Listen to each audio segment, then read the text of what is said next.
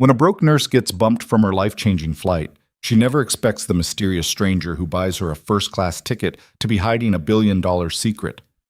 But at 30,000 feet, everything changes when a passenger collapses. And Claire's quick actions reveal she's not just another woman struggling to survive.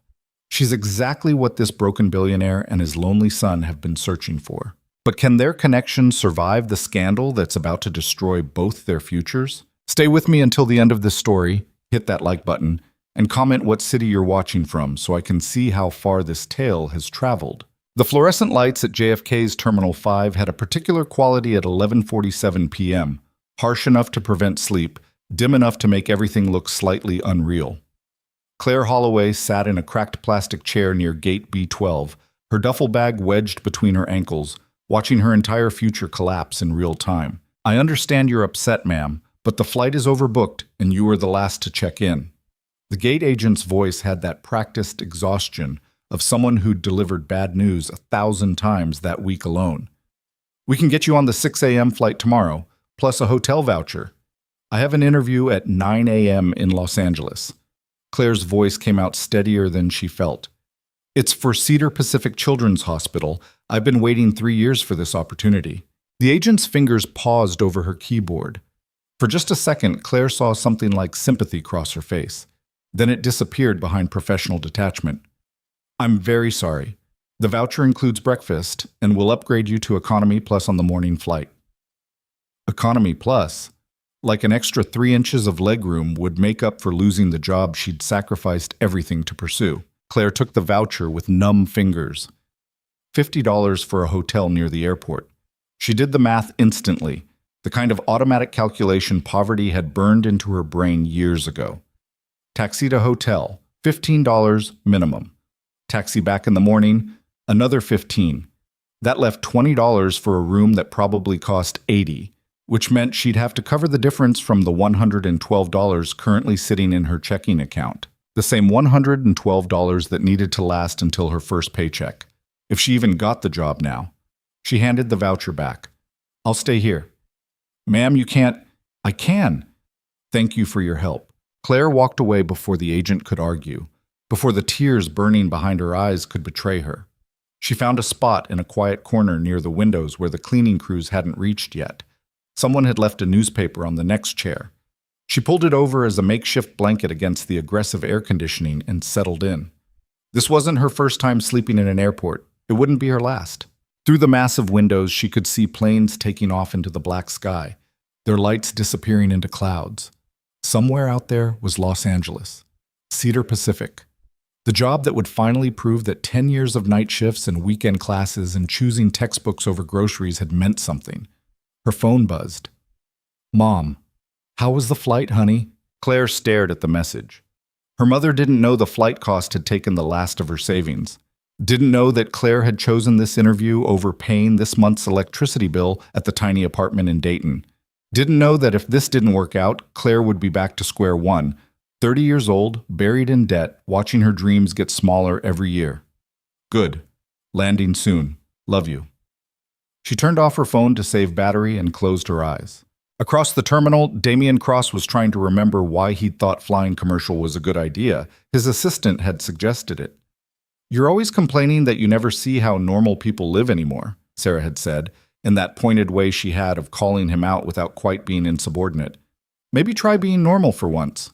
So here he was, gate B16, wearing jeans that cost more than most people's monthly rent and a plain black t-shirt, trying to blend in. It wasn't working. The gate agent had recognized him immediately, upgraded him without asking, and was currently shooting nervous glances his direction every 30 seconds.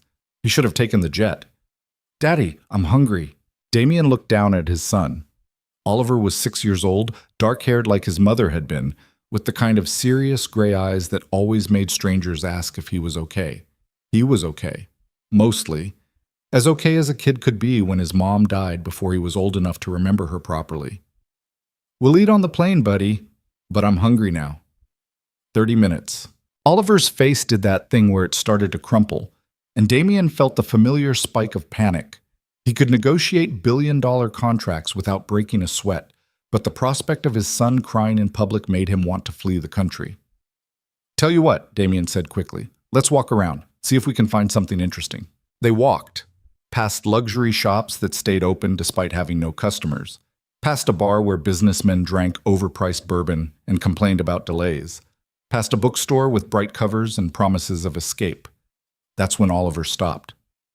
Dad, that lady's sleeping in a chair. Damien followed his son's gaze. In a dim corner near the windows, a woman sat with her eyes closed, a newspaper pulled up to her chin. She looked young, early 30s maybe, with dark blonde hair pulled into a practical ponytail. Her clothes were clean but worn, jeans with a patch on one knee, a sweater with pulled threads at the cuffs. Her face had the kind of exhaustion that went deeper than one missed night of sleep. Some people can't afford hotels, Ollie. Why not? Because the world isn't fair. Because some people start with nothing and spend their whole lives fighting just to stay afloat. Because privilege is invisible to those who have it. It's complicated. He tried to steer Oliver away, but his son had inherited his mother's stubborn streak. Is she okay? She's fine. Come on. But Damien found himself looking back. The woman hadn't moved. The terminal was getting louder as more delayed passengers accumulated, but she sat perfectly still, like she'd learned how to disappear in plain sight. Something about that stillness bothered him. Most people would have been on their phones, or eating, or complaining to anyone who'd listen.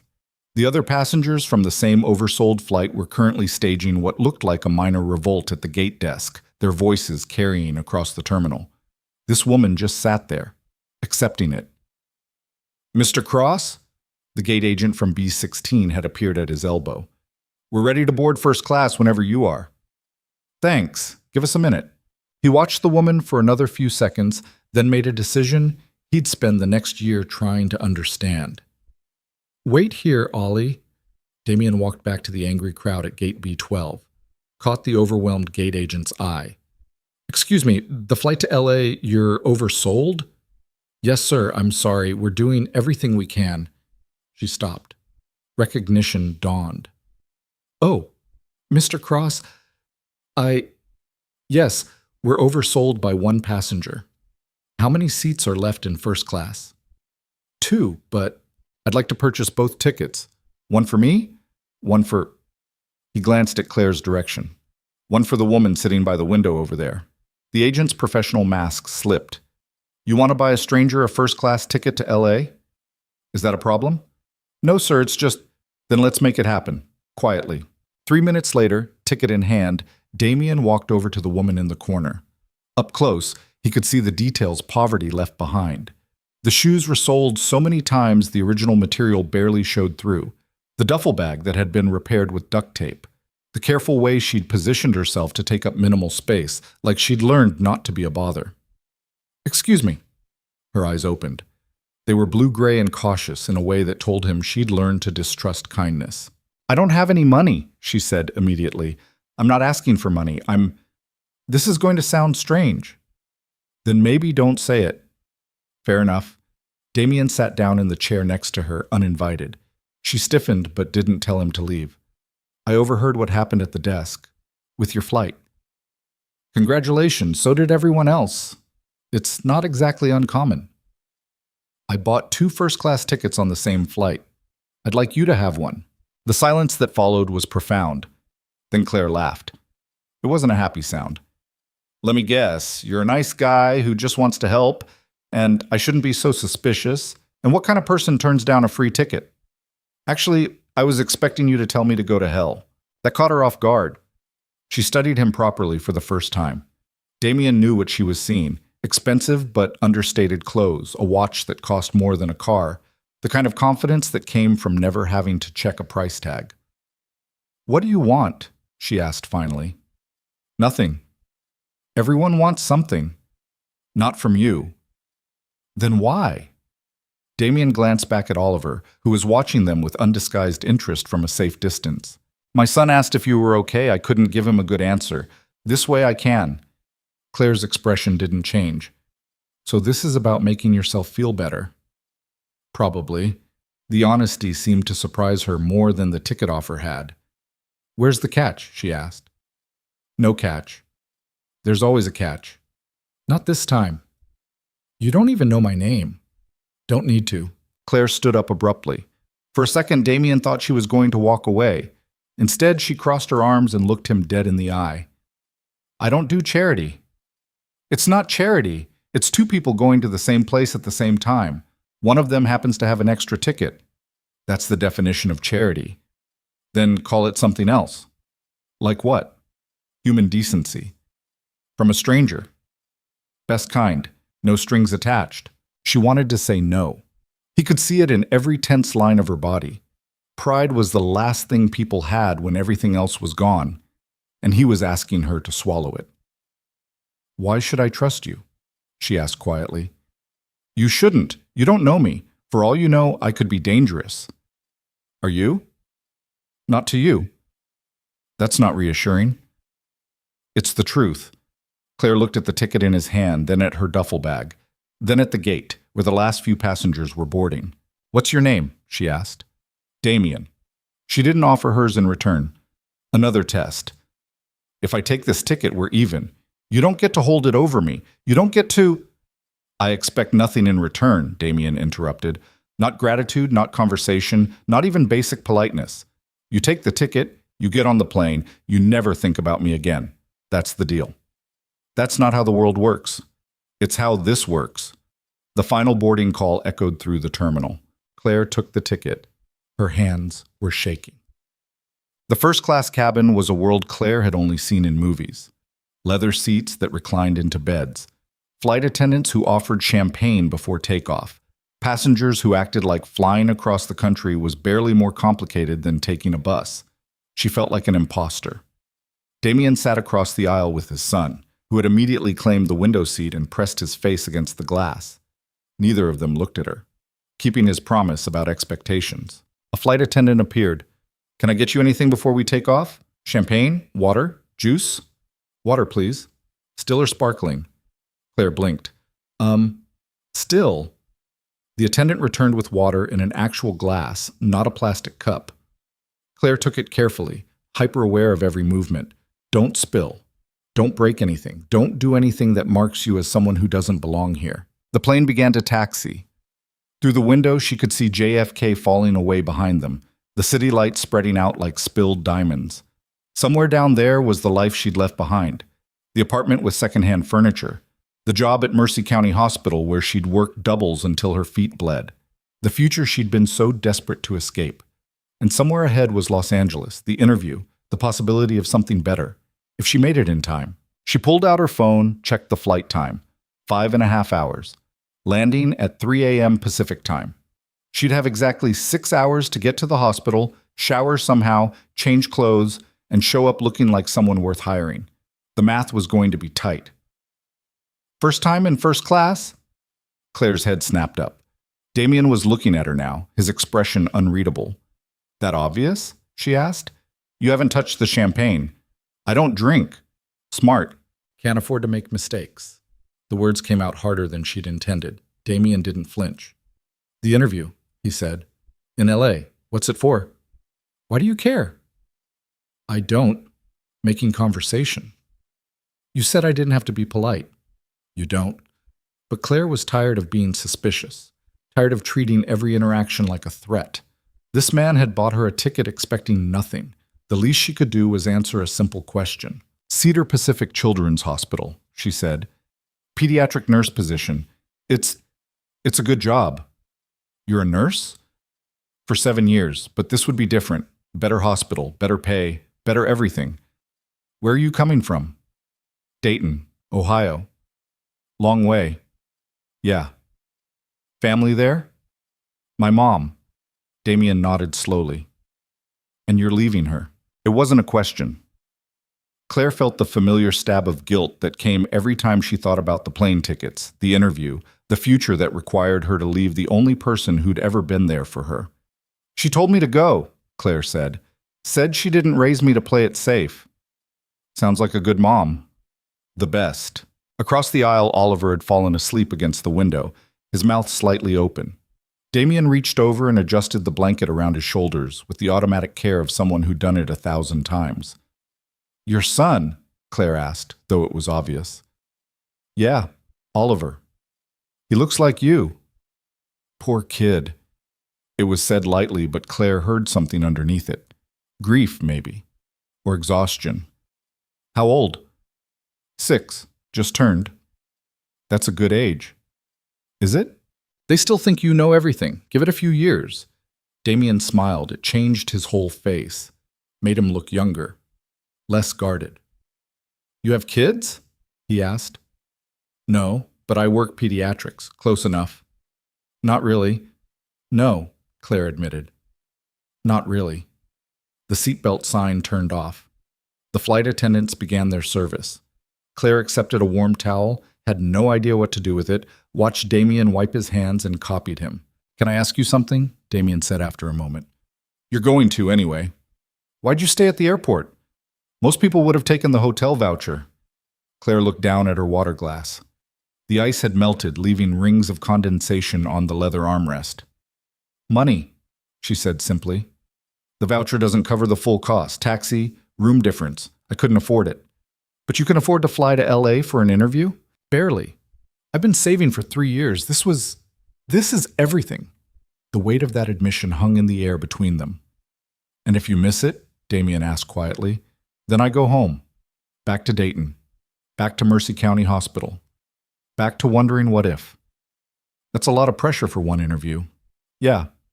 You must really want this job. Claire met his eyes. I don't want to be 35 and still choosing between groceries and textbooks. I don't want to be 40 and burned out from double shifts. I don't want to be 50 and wondering why I never tried. So you try. So I try. Damien nodded slowly. For what it's worth, I think you'll get it. You don't know anything about me. I know you didn't take the easy way out tonight. That counts for something. In job interviews? In life. The flight attendant returned with menus. Actual menus, like this was a restaurant and not a metal tube hurtling through the sky at 500 miles per hour. Claire stared at the options. Seared duck breast, herb-crusted salmon, vegetarian risotto. No prices listed because in first class, apparently, money was too vulgar to mention. I'll have the chicken, she said, choosing the safest option. Excellent choice, the attendant said with professional warmth. And for you, Mr. Cross? Mr. Cross. Claire's head turned slowly toward Damien. He was very carefully not looking at her. The salmon, he said. Thanks, Jennifer. The attendant left. The silence that followed was deafening. Mr. Cross, Claire said slowly. It's just a name. Damien Cross? Still just a name. The Damien Cross? Cross Medical Logistics? Now he looked at her. You know the company? Every nurse in America knows the company. You basically control half the medical supply chain on the East Coast. That's an exaggeration. Not by much. Claire sat back in her seat, her mind racing. Cross Medical Logistics. She'd seen their trucks at Mercy County Hospital, their logos on supply boxes, their name on grant announcements. They were huge. And the man who owned it had just bought her a first-class ticket to Los Angeles. Oh, God, she said. What? Cedar Pacific. You probably do business with them. We do business with most major hospitals. People are going to think that you know someone with connections? Good. Use it. I can't use it? That's cheating. It's networking. It's not fair to the other candidates. Damien's expression hardened slightly. You know what's not fair? Being bumped from a flight because you couldn't afford to check in early. Having to sleep in airports because hotel vouchers don't cover the real cost. Missing opportunities because the system is designed to keep people exactly where they are. So your solution is to give me an unfair advantage? My solution is to level the playing field. By putting your thumb on the scale. I'm not putting my thumb anywhere. You're going to that interview on your own merit. This ticket doesn't change your qualifications. It changes the optics. Only if people know about it. Claire shook her head. Someone always knows. Someone always talks. Then let them talk. You're still going to show up and prove you deserve that job. And if I don't get it, then it wasn't meant to be. Easy for you to say. You're not the one gambling everything on one interview. Damien was quiet for a long moment. When he spoke again, his voice had lost its edge. You're right. I'm sorry. I shouldn't have assumed. I'm not trying to make this harder. Then why did you buy me the ticket? Honestly? Preferably. Because my son asked if you were okay, and I wanted to be able to tell him yes. Because I have more money than I'll ever spend and you needed help. Because sometimes the world is brutal and unfair and the only thing we can do is be less brutal to each other. Take your pick. Claire studied him. He looked tired, not physically. First-class seats were comfortable enough, but tired in the way she recognized from mirrors. The kind that came from carrying weight no one else could see. How long have you been doing this? She asked. The charity thing. It's not charity. Fine. The helping strangers thing. First time, actually. Seriously? I usually take my private jet. Avoid the whole mess. So why today? My assistant suggested I try being normal for once. How's that working out? Terribly. Would not recommend. Claire surprised herself by laughing. It felt strange after the tension of the past hour. Their food arrived. The chicken turned out to be coq au vin, served with roasted vegetables and garlic mashed potatoes that probably had more butter than Claire ate in a month. She took small bites, trying to make it last, hyper-aware that this might be the best meal she'd eat for a very long time. Across the aisle, Damien cut up salmon for Oliver, who'd woken up hungry and grumpy. The kid ate mechanically, still half asleep, while his father murmured something too quiet for Claire to hear. It was surprisingly domestic, unexpected from a billionaire businessman.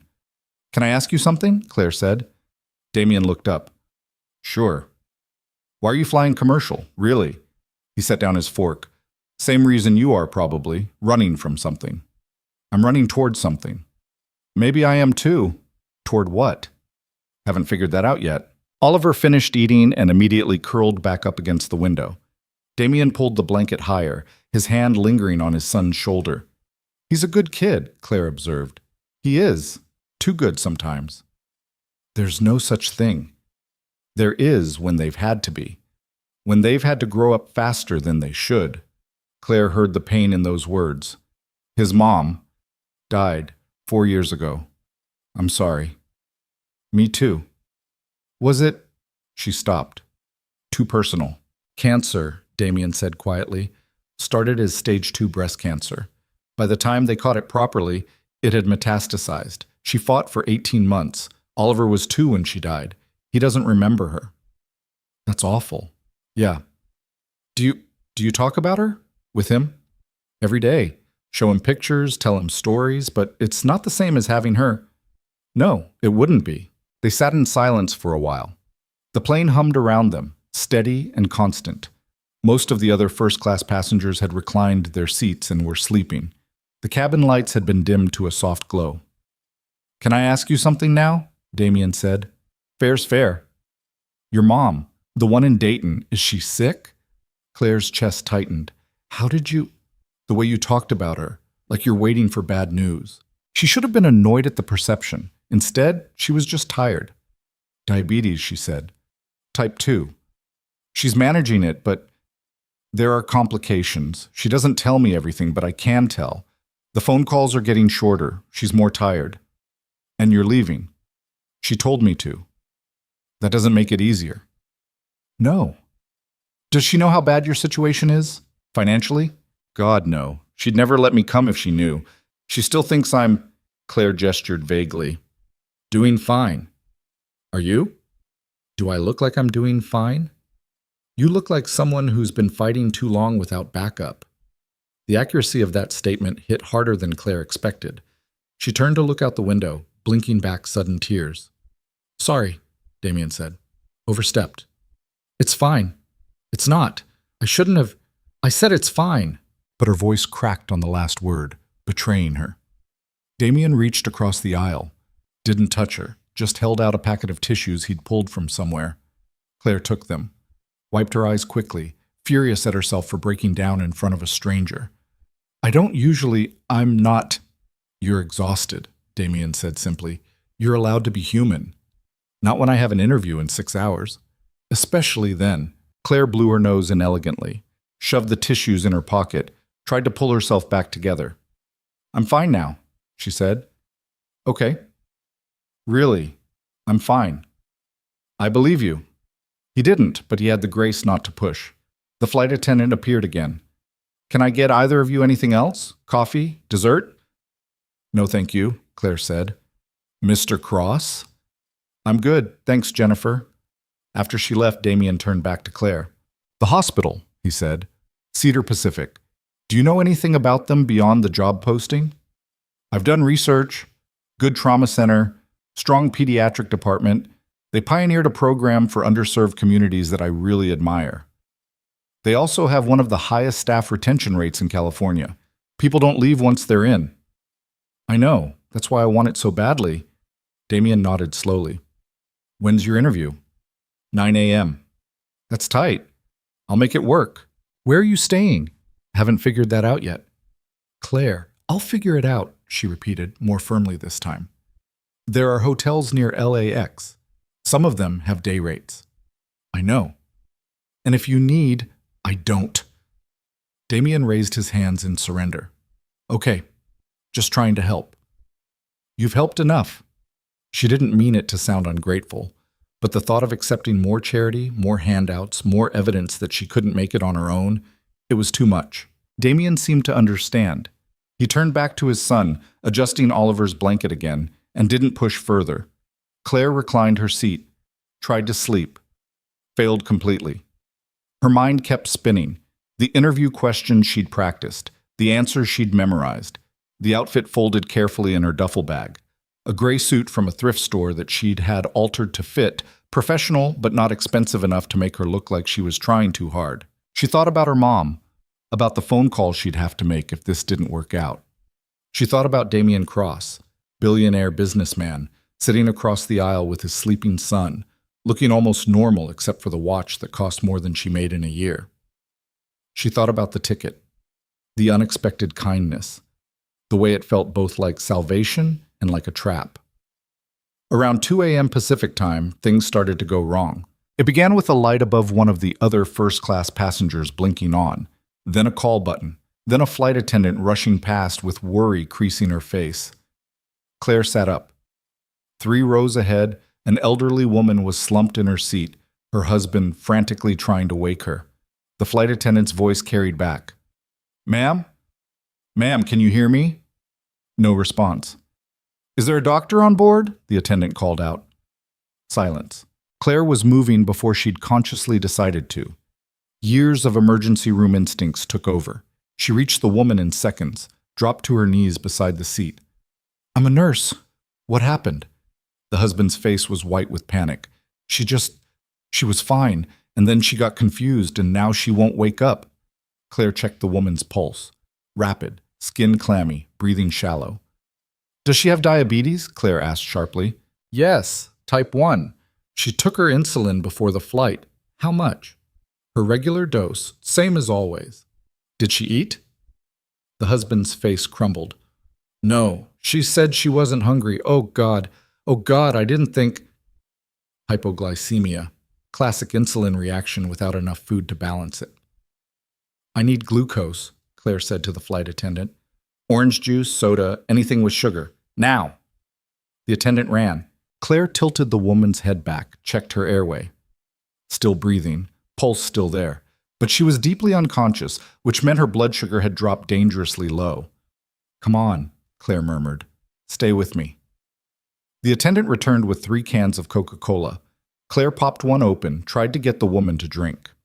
Unconscious patients couldn't swallow safely, risk of aspiration, but she could rub sugar water on the gums, let it absorb slowly. She worked fast, poured soda onto her fingers, rubbed it along the inside of the woman's cheek.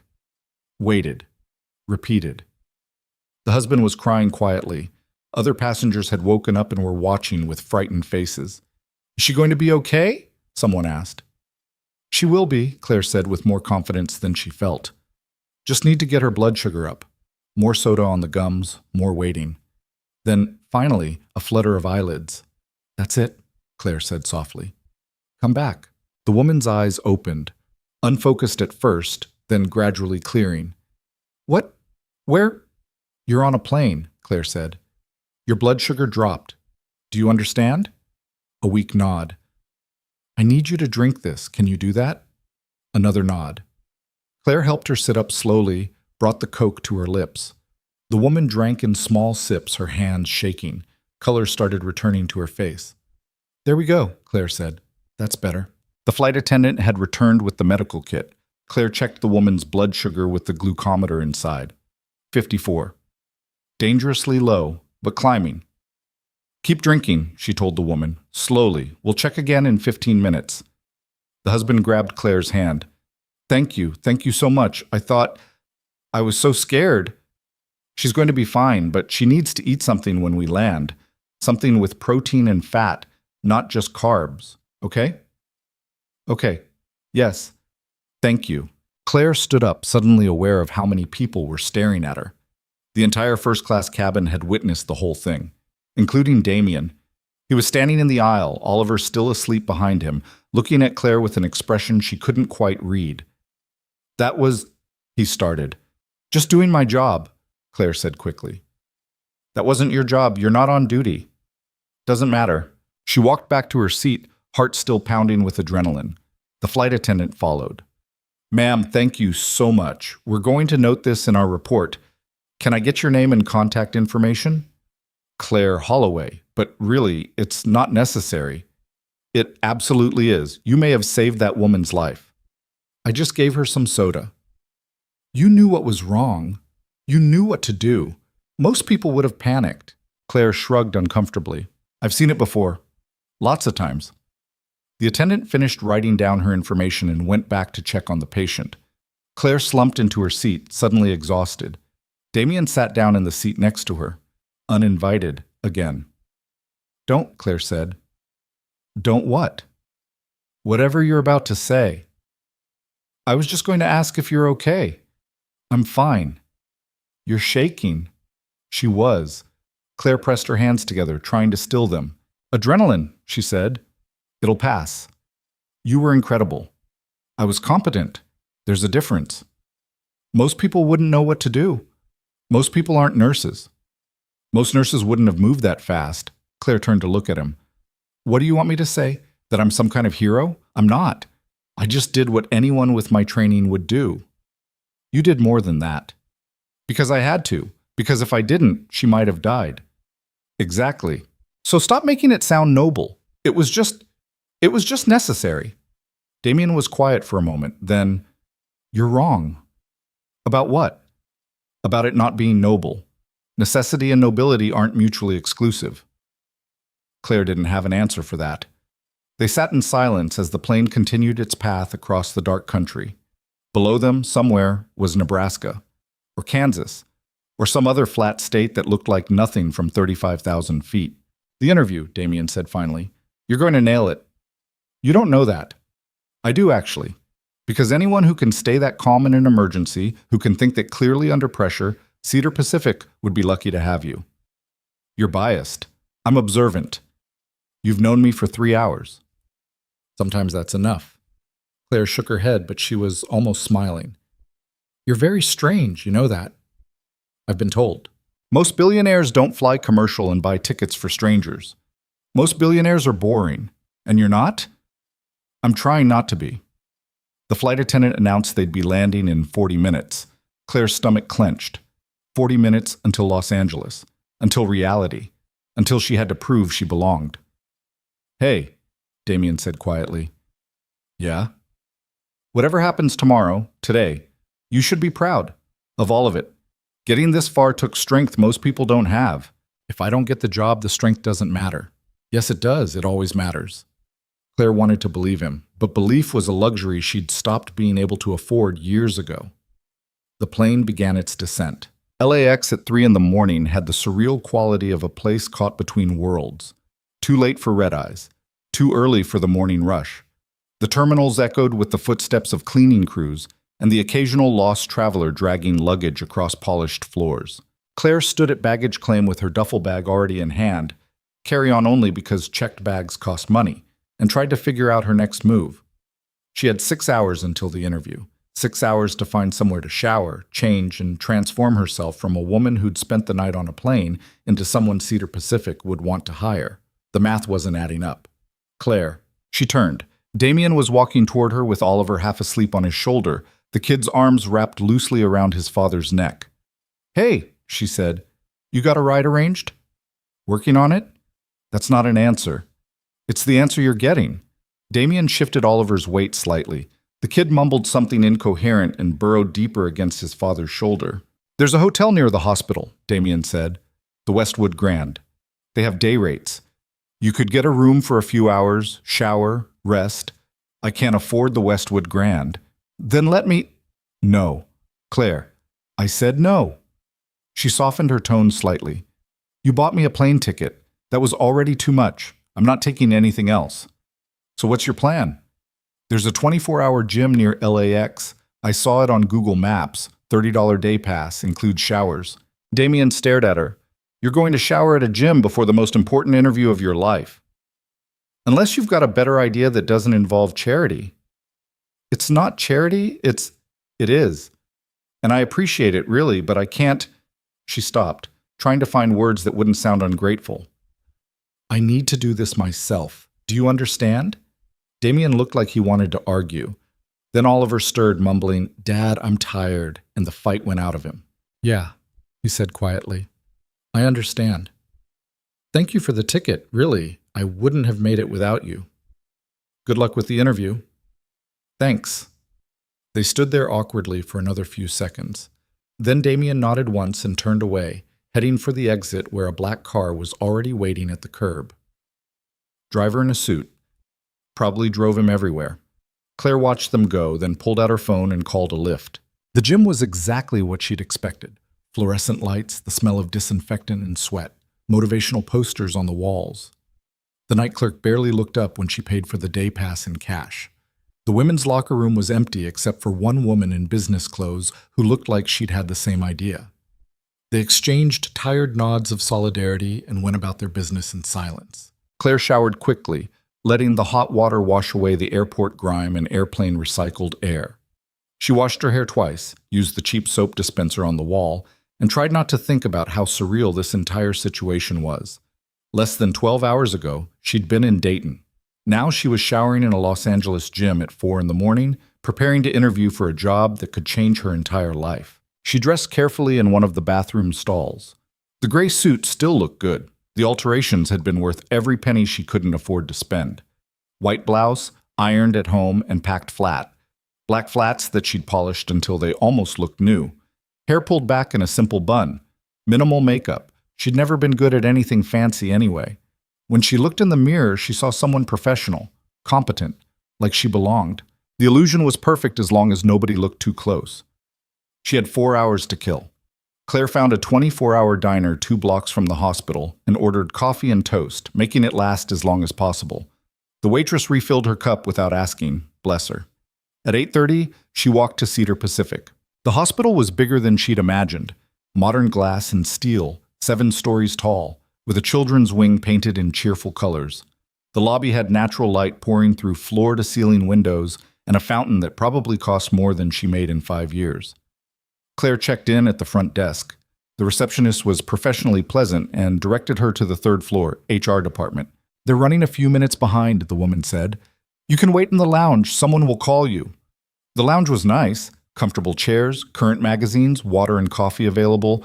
Claire took water, sat down, and tried to calm her racing heart. This was it.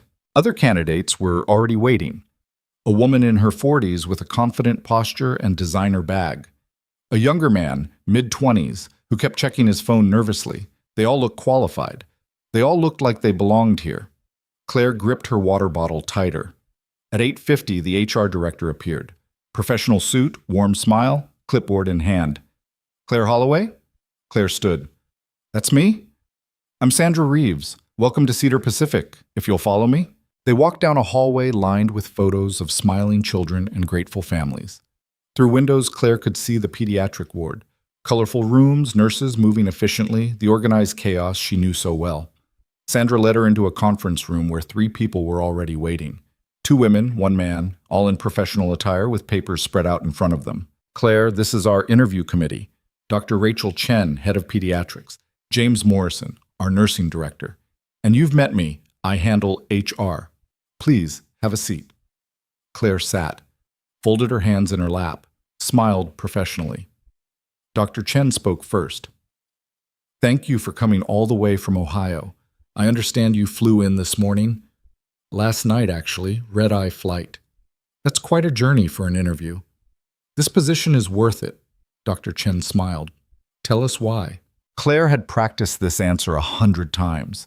She talked about Cedar Pacific's reputation, their innovative programs, their commitment to underserved communities. She talked about her own experience at Mercy County Hospital, the challenges of rural healthcare, what she could bring to their team. She was hitting all the right notes. She could see it in their faces. Interest, approval, cautious optimism. Then James Morrison opened a folder and pulled out a photograph. Ms. Holloway, before we continue, I need to ask you about something that came to our attention this morning. Claire's stomach dropped. He slid the photo across the table. It showed her and Damien at JFK, walking through the jet bridge. Someone had taken it from behind, but they were clearly identifiable. The timestamp said 11:58 p.m. Can you explain this? Morrison asked. Claire picked up the photo with steady hands. That's me and another passenger for my flight to Los Angeles. I'm not sure what you're asking. Dr. Chen leaned forward. The other passenger is Damien Cross, owner of Cross Medical Logistics, one of our largest suppliers. I didn't know that when the photo was taken. But you know it now. Yes.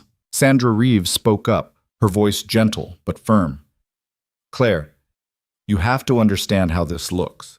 Mr. Cross has significant business relationships with this hospital.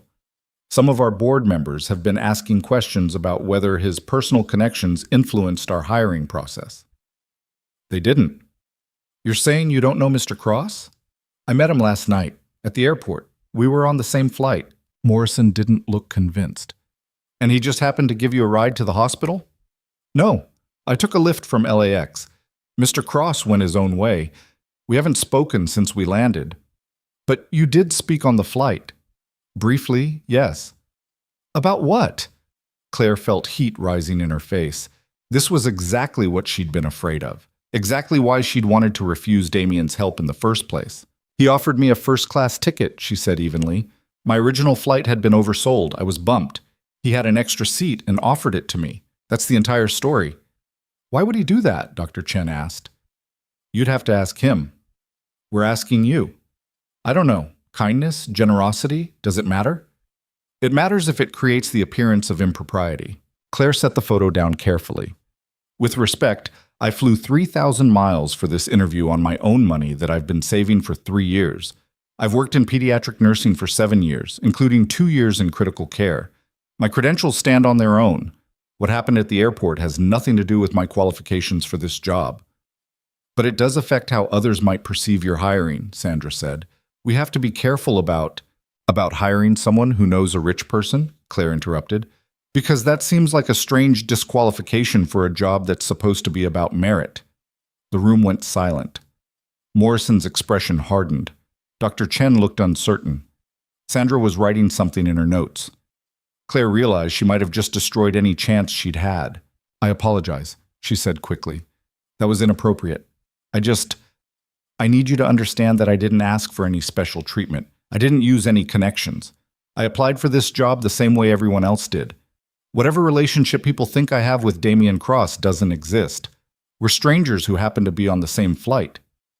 Who offered you a first-class ticket worth several $1,000s, Morrison said flatly, which I would have refused if I'd known who he was. But you didn't refuse. No, because I needed to get to this interview, and he made that possible. I'm not going to apologize for accepting help when it was offered. Dr. Chen exchanged glances with Morrison. Some unspoken conversation happened between them. All right, Dr. Chen said finally. Let's move forward with the actual interview. Claire, can you tell us about a time you had to make a critical decision under pressure? And just like that, they were back on track. Claire answered questions for the next 90 minutes. Clinical scenarios, ethical dilemmas, team dynamics, budget constraints. They threw everything at her, and she answered each question as thoroughly and honestly as she could. She talked about the night she'd had to tell parents their daughter wouldn't make it, the time she'd covered 3 nurses' shifts because half the staff was out with flu, the patient who'd coded in the hallway because the ER was too full. She talked about the reality of working in an underfunded rural hospital where you learn to improvise, adapt, and make impossible decisions with limited resources. By the time they finished, Claire was exhausted. But she'd held her ground. She hadn't fallen apart. "Thank you for your time," Dr. Chen said, standing. "We'll be making our decision by the end of the week. Someone from HR will be in touch." "Thank you for the opportunity." Claire shook hands with all three of them and walked out of the conference room on legs that felt like water. She made it to the elevator before the shaking started. The doors closed. She leaned against the wall and let out a breath that felt like it had been trapped in her chest for hours. She'd either just nailed it or completely destroyed it. No way to know which. No. The elevator opened on the ground floor. Claire walked through the lobby, past the expensive fountain and the cheerful children's artwork, and out into the Los Angeles morning. The sun was bright, too bright after the controlled lighting of the hospital. She blinked against it, disoriented. Her phone buzzed. Text from her mom. "How did it go, honey?" Claire stared at the message. She couldn't answer it yet, couldn't put into words what had just happened. She walked 2 blocks before she found a bench and sat down. What now? She had a return flight tomorrow evening. Until then, she had nowhere to be and almost no money. The gym day pass was good for another 18 hours, which solved the shower problem but nothing else. Food. She needed food. Claire pulled up her banking app. $106 left. The lift had cost her $6. She needed to save at least $50 for food and transportation until she got home. That left $56 for the next 30 hours in Los Angeles. She could do that. She'd done more with less. Her phone rang. Unknown number with a 310 area code. "Hello? Claire Holloway?" A woman's voice, professional. "Speaking." "This is Jennifer Martinez from the HR department at Cedar Pacific. Do you have a moment?" Claire's heart stopped. "Yes. I wanted to follow up on something that came up during your interview this morning. The photograph of you with Damian Cross." "Okay." "We've been getting some calls from board members, questions about the nature of your relationship with him. I need to ask, have you spoken to Mr. Cross since landing in Los Angeles?" "No." "Has he contacted you in any way? Email, text, phone?" "No. Why?" There was a pause. "Because Mr. Cross is currently in the building." Claire stood up from the bench. "What?" "He's here, at Cedar Pacific. He's asking to speak with our chief administrator about the hiring process, specifically about your interview." No, he can't. Tell him not to." "Ms. Holloway, I'm not in a position to tell Damian Cross what to do. I'm calling to give you a heads up that this situation is escalating. If you have any influence with him, now would be the time to use it." The line went dead. Claire was running before she'd consciously decided to move. She made it back to Cedar Pacific in 4 minutes, burst through the front doors, and took the stairs to the administrative floor. A receptionist tried to stop her, but Claire ignored her and pushed through the double doors marked executive offices. She found them in a conference room with glass walls. Damian, still in the same clothes from the flight, standing across from 3 people in expensive suits. His posture was aggressive. They looked defensive. Claire yanked the door open. "What the hell are you doing?" Everyone turned. Damian's expression shifted from anger to surprise. "Claire, outside, now." "I'm in the middle of, I don't care, outside." She grabbed his arm and physically pulled him out of the conference room. One of the administrators started to object, but Claire shot him a look that made him reconsider. She dragged Damian down the hallway, around a corner, into an empty meeting room.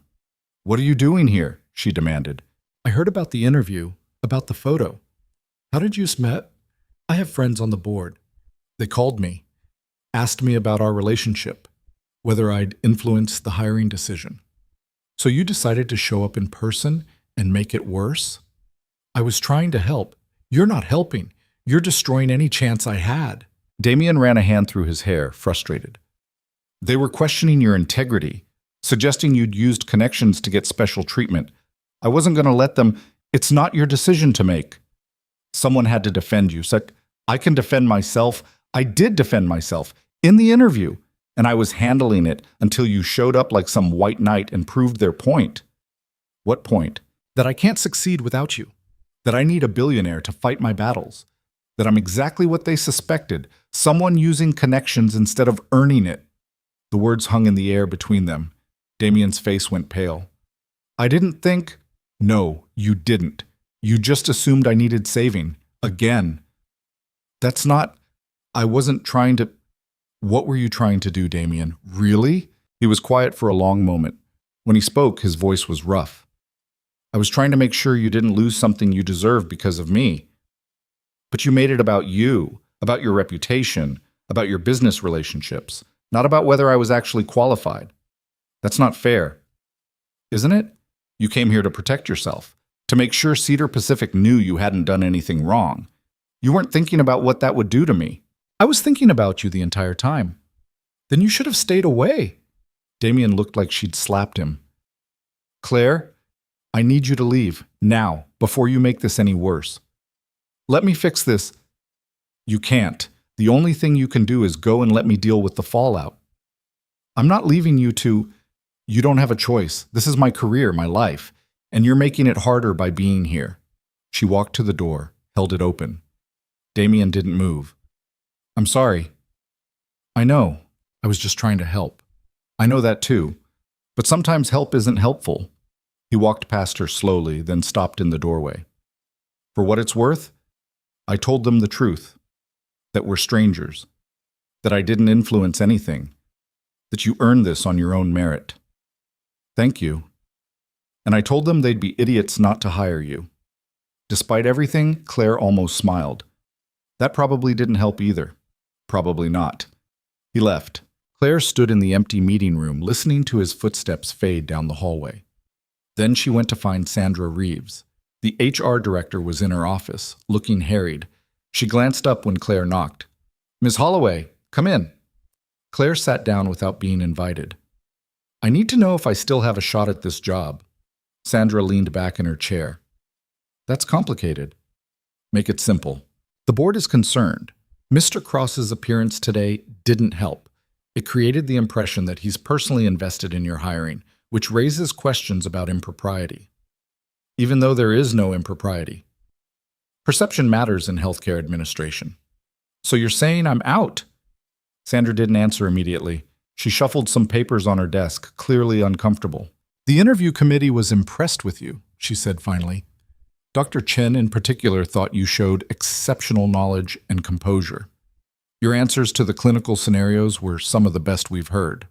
But we have other qualified candidates who don't come with complications. Complications I didn't create and can't control. I understand that, but do you? Claire leaned forward. Do you understand what it took for me to get here? I worked doubles for 3 years to save for this flight. I slept in an airport chair because I couldn't afford a hotel. I showered in a gym this morning because that's what I could pay for. And I still showed up to that interview prepared and professional because I want this job more than anything. So when you tell me I'm out because some billionaire decided to buy me a plane ticket and then made a mess trying to fix what he'd broken, I need you to understand that it's not fair and it's not right, and it's not my fault. Sandra was quiet for a long moment. You're right, she said finally. It's not fair. So fix it. I can't override the board. Then convince them. Ms. Holloway, I'm the best candidate you've seen today. You just said so. The committee knows it. Dr. Chen knows it. The only thing standing between me and this job is optics. And if Cedar Pacific is more concerned with optics than with hiring the best people, then maybe I don't want to work here anyway. It was a bluff. She desperately wanted to work here, but she couldn't let Sandra see that. Sandra studied her for a long moment. Then she picked up her phone. Dr. Chen, can you come to my office? Yes, now, thank you. 2 minutes later, Rachel Chen arrived. She looked between Claire and Sandra with raised eyebrows. What's going on? Ms. Holloway wants to know if she's still being considered for the position, Sandra said. Dr. Chen sat down. That's up to the board. The board is being ridiculous, Claire said flatly, and you know it. Excuse me? You're letting them disqualify a candidate because she accepted help from someone with money. That's not about ethics. That's about classism. Dr. Chen's expression hardened. That's a serious accusation. It's a serious problem. If I'd flown here in my own private jet, nobody would question whether I deserved the interview. But because I needed help getting here, suddenly my qualifications don't matter. Your qualifications matter. Then hire me based on them. Not based on who I know or don't know. Not based on what some board members think looks bad. Based on whether I can do the job. The room was silent. Then Dr. Chen smiled. It was small, but genuine. You've got nerve, I'll give you that. I've got skills too, and experience, and the ability to stay calm in emergencies and make hard decisions with limited resources. Isn't that what you need? Dr. Chen looked at Sandra. What do you think? I think she's right, and I think if we pass on her because of this, we're making a mistake. The board doesn't make hiring decisions for the nursing staff. You do. We do. Dr. Chen was quiet for another moment. Then she stood up. Welcome to Cedar Pacific, Ms. Holloway. Assuming your references check out and you pass the background screening, the job is yours. Claire's brain short-circuited. What? You start in 3 weeks. HR will send you the paperwork. We'll help with relocation costs. Not much, but something. And for what it's worth, I hope you tell the board to go to hell if they try to make an issue of this. Thank you. Thank you so much. Don't thank me yet. This is one of the hardest jobs you'll ever have. The hours are brutal and the stakes are high, and you'll question whether it's worth it at least once a week. I can handle that? Yeah, Dr. Chen said. I think you can. She left. Sandra was smiling now too. Congratulations. Claire couldn't speak, couldn't process what had just happened. She'd done it. Against every odd, every obstacle, every complication, she'd actually done it. There's one condition, Sandra said. Of course there was.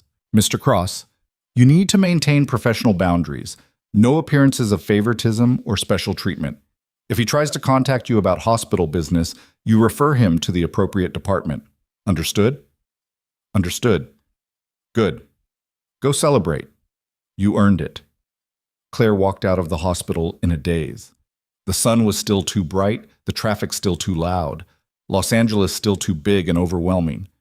But she had a job. She had a future. She pulled out her phone and called her mom. Claire, how did it go? I got it, Mom. I got the job. Her mother's cry of joy was so loud, Claire had to hold the phone away from her ear. Oh, honey, I'm so proud of you. Tell me everything, Claire told her. Most of it, anyway. The interview, the questions, the offer. She left out the parts about Damien, about the photo, about nearly losing everything before she'd even started. Some things her mother didn't need to know. They talked for 20 minutes before her mom had to go. Bridge club on Thursdays, never missed it. Claire hung up feeling lighter than she had in years. Then she realized she had nowhere to go and nothing to do for the next 30 hours until her flight home. Her phone buzzed. Text from an unknown number. I heard you got the job. Congratulations. You earned it. D. Claire stared at the message. She should probably ignore it. Maintain professional boundaries like Sandra had said. Instead, she typed back, thank you. And thank you for leaving when I asked. 3 dots appeared, then disappeared, then appeared again. I'm sorry I made things harder. I know, it's okay. Is it? Claire thought about that. Was it okay? He'd nearly destroyed everything, but he'd also made it possible in the first place. The plane ticket, the chance to get here on time, the emergency on the flight that had proven her skills to everyone watching. Maybe it was all connected. Maybe you couldn't separate the help from the complications. Yeah, she typed. It's okay. I'm glad. If you need anything while you're in LA, I won't, but thanks. She put her phone away before he could respond. She still had the rest of today and tomorrow to fill. No money for hotels or fancy restaurants or tourist attractions. But she had a day pass to a gym, a return flight home, and a job waiting for her in 3 weeks. That was enough. Claire walked until she found a public library. Spent the afternoon reading and charging her phone and using their bathroom. Found a cheap taco place for dinner, 2 tacos and water for $6. Went back to the gym, showered again, and slept for a few hours in one of their quiet rooms that was technically for meditation, but worked just fine for exhausted nurses who'd had the longest day of their lives. Tomorrow she'd go to the airport early, find a quiet gate, sleep in a chair if she had to. It didn't matter. She'd survived worse. And now, finally, things were going to get better. 3 weeks went faster than Claire expected and slower than she could stand. She gave notice at Mercy County Hospital, where her supervisor hugged her and told her she was making a mistake leaving Ohio. She packed her entire life into 6 boxes and 2 suitcases. She said goodbye to her mother, who cried and pretended not to, and made Claire promise to call every Sunday. The apartment in Los Angeles was smaller than the one she'd left behind, and cost twice as much. Studio in a building that had seen better days, 20 minutes from Cedar Pacific by bus. But it was hers, her fresh start, her proof that she'd actually made it out. Her first day at Cedar Pacific was overwhelming in the way all first days were. Orientation, paperwork, ID badges, locker assignments, meeting dozens of people whose names she'd forget by lunch, learning the layout of a hospital 3 times the size of Mercy County. By the end of the first week, Claire had worked 2 12-hour shifts, one 16-hour shift when someone called out sick, and had seen more critical cases than she'd seen in a month back in Ohio. The pace was relentless. The expectations were higher. The resources were better, but the pressure was worse. She loved it. She was good at it too. The other nurses noticed. Dr. Chen noticed. Within 2 weeks, Claire was being assigned the complicated cases, the ones that required quick thinking and steady hands and the ability to stay calm when parents were falling apart. She didn't think about Damien, not much anyway. She saw cross-medical logistics trucks making deliveries, saw their name on supply boxes, but she never asked about him and nobody mentioned him, and that was exactly how it needed to be. Until one Monday morning when she walked into the staff lounge and found Sandra Reeves waiting for her. "Claire, do you have a minute?" "Sure, what's up?" Sandra closed the door behind them. That was never a good sign. "I need to give you a heads up about something. There's a situation developing that might affect you." Claire's stomach sank. "What kind of situation?" "Do you know what a charity gala is?" "Vaguely. Rich people in fancy clothes raising money for things?" "Close enough. Cedar Pacific hosts one every year. Big fundraiser, board members, major donors, community leaders. It's this Saturday." "Okay." "Damien Cross is one of our major donors. He's been invited, and apparently he's been asking questions about whether you'll be there." Claire set down her coffee. "I'm working Saturday." "I know, but the gala committee wants to invite some of our newer staff members. Show them off to the donors. You're on the list." "Tell them no. It's not really optional." "Then make it optional." Sandra sat down across from her. "Claire, I understand why you don't want to go, but this is part of the job. Schmoozing donors, putting on a good face, representing the hospital at community events. It matters." "I'm a nurse, not a PR representative." "You're both, like it or not." "And if I refuse?" "Then you look difficult, ungrateful, like you're not a team player. Is that really how you want to be seen 2 weeks into this job?" Claire wanted to argue, wanted to say this was exactly the kind of thing she'd been afraid of. But Sandra had a point. "Will I have to interact with him?" "With Damien?" "Probably. He's hard to avoid at these things." "Can I bring someone? A date?" Sandra smiled slightly. "You're welcome to, but you don't strike me as someone who has a convenient boyfriend lying around." "No, I don't." "Then you'll handle it like you handle everything else, with professionalism and grace." "I don't feel particularly graceful." "Fake it. That's what the rest of us do." The gala was being held at some hotel in Beverly Hills that Claire had never heard of, but that apparently cost $1,000 a night for a basic room. The invitation said cocktail attire. Claire had to Google what that meant. She spent Thursday evening at a thrift store in Burbank, trying on dresses that other women had worn to other events. Most of them didn't fit. The ones that did were either too fancy or not fancy enough, or made her look like she was trying too hard. She finally found a simple black dress that hit just above the knee.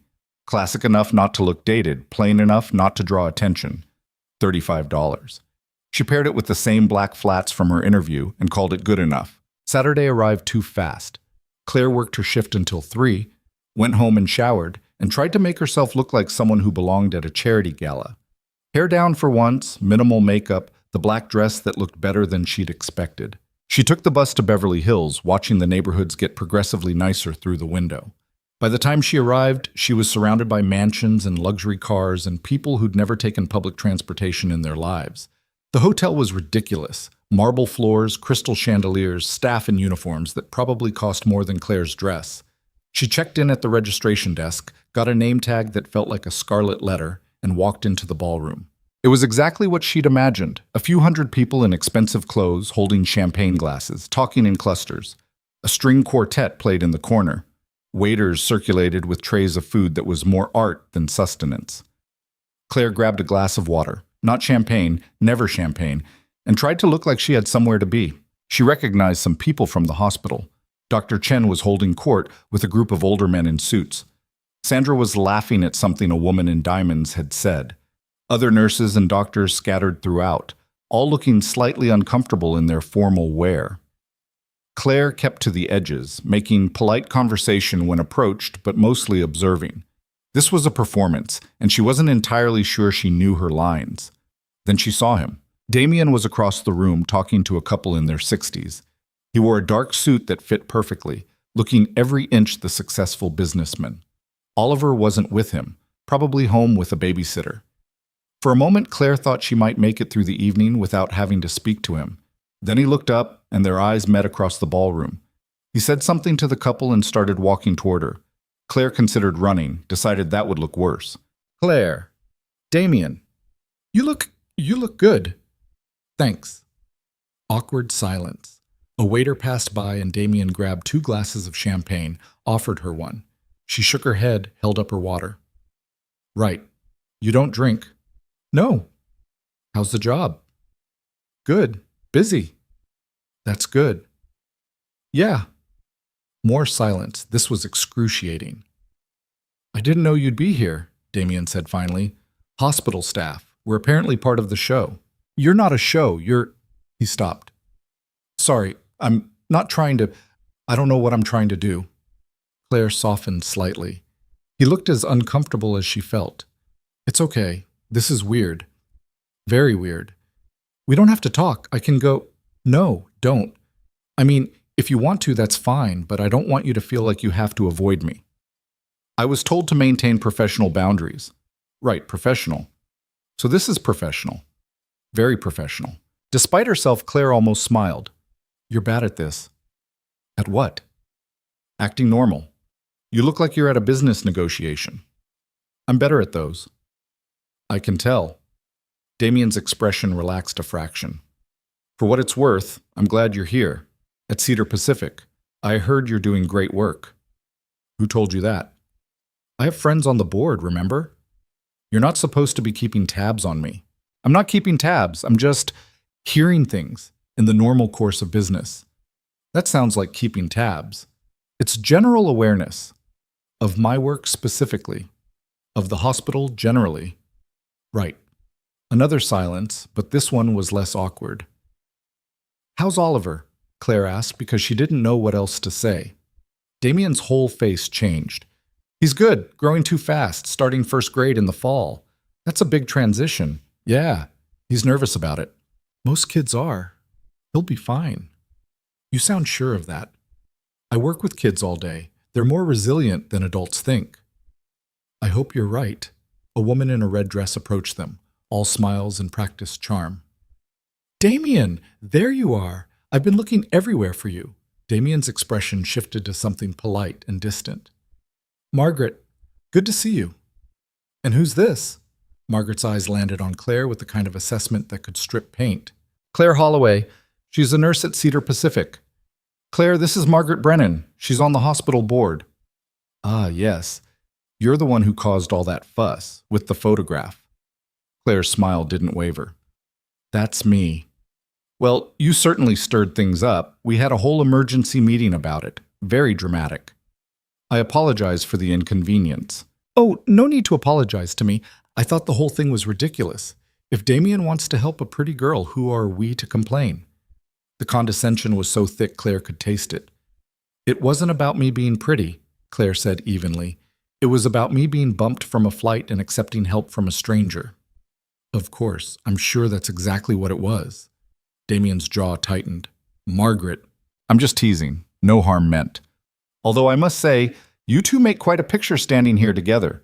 People are already talking." "Let them talk," Claire said. Margaret's smile sharpened. "Oh, they will, trust me. In this town, scandal is currency." She patted Damien's arm. "Do come find me later. We need to discuss the new MRI funding." Then she glided away, leaving awkwardness in her wake. "I'm sorry about that," Damien said quietly. "Not your fault. She's always like that. Thinks being on the board gives her license to say whatever she wants." "Does it?" "Usually." Claire watched Margaret work the room, all charm and sharp edges. Is everyone here like her? Most of them. Why do you think I usually avoid these things? Then why are you here? Damien was quiet for a moment. Because I heard you might be. Claire's head snapped toward him. Damien, I know. Professional boundaries. I'm not trying to... I just wanted to see how you were doing. Make sure you were okay. I'm fine. I can see that. Then you can stop worrying. That's not how worry works. Before Claire could respond, Dr. Chen appeared at her elbow. Claire, there you are. I want you to meet some people. She glanced at Damien. Mr. Cross, good to see you. Dr. Chen, mind if I steal her? She's not mine to steal. Dr. Chen raised an eyebrow at that, but didn't comment. She guided Claire toward a group of people who turned out to be major donors interested in the pediatric program. Claire spent the next 20 minutes answering questions about her work, trying to sound passionate and professional while her mind kept drifting back to Damien. Because I heard you might be here. What was she supposed to do with that? The evening dragged on. Dinner was served, chicken that cost probably $50 a plate and tasted like cardboard. Speeches were made about the hospital's mission and the importance of community support. A video played showing sick children getting better, designed to tug at heartstrings and open wallets. It worked. By the time the auction started, people were bidding thousands of dollars on golf packages and wine tastings and vacation homes. Claire watched it all with a mixture of fascination and disgust. The amount of money being thrown around casually would have changed her life a year ago. Now it was just entertainment for people who had too much. She slipped out to the balcony for air. The view was stunning, Los Angeles spreading out below, city lights like stars. The air was cooler out here, a relief after the stuffy ballroom. Hiding? She turned.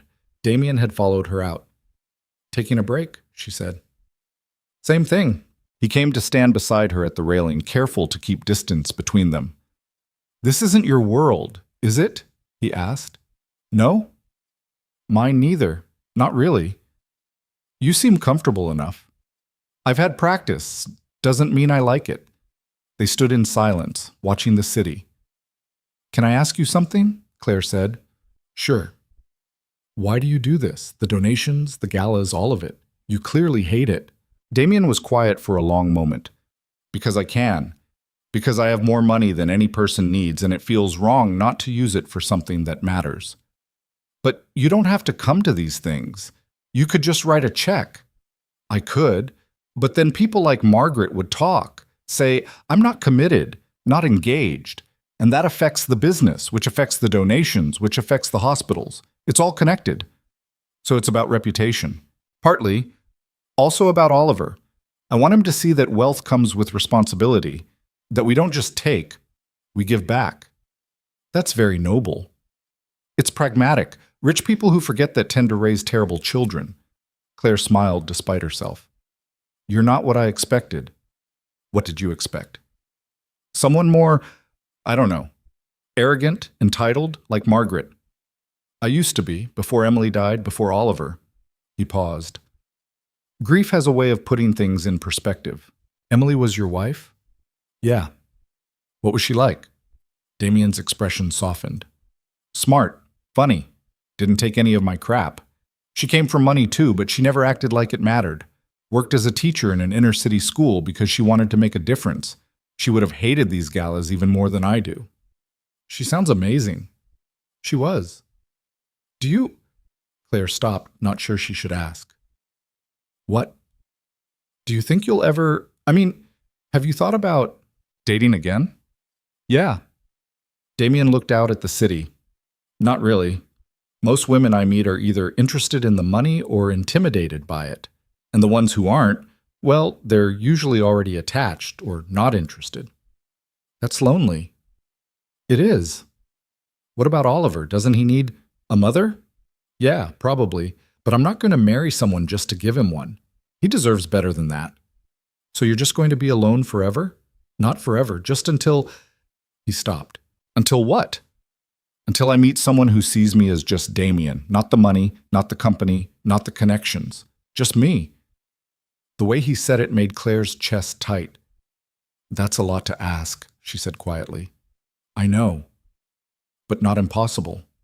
No? No. They looked at each other. The moment stretched out, filled with things neither of them could say. Then Claire's phone buzzed. Text from Sandra. "Where are you? People are asking." "I should get back inside," Claire said. "Yeah." But neither of them moved. "Damien, I know. Professional boundaries. I'm not trying to complicate things for you." "You're not. I mean, you are, but—" She took a breath. "I'm not interested in your money either, for what it's worth." "I know that. And I'm not intimidated by it." "I know that too." "So what does that make me?" Damien smiled. It was the first real smile she'd seen from him all evening.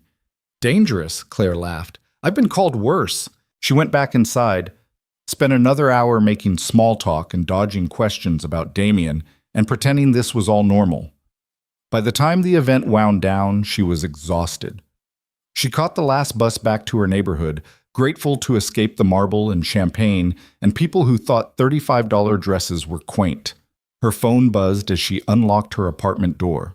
Text from Damien. "Thank you for coming tonight. It was good to see you." Claire stared at the message. She should probably not respond, maintain boundaries. But she was tired of boundaries. "You too," she typed back. "Tell Oliver I said hi. He'd love that. He still talks about the lady who saved someone on the plane."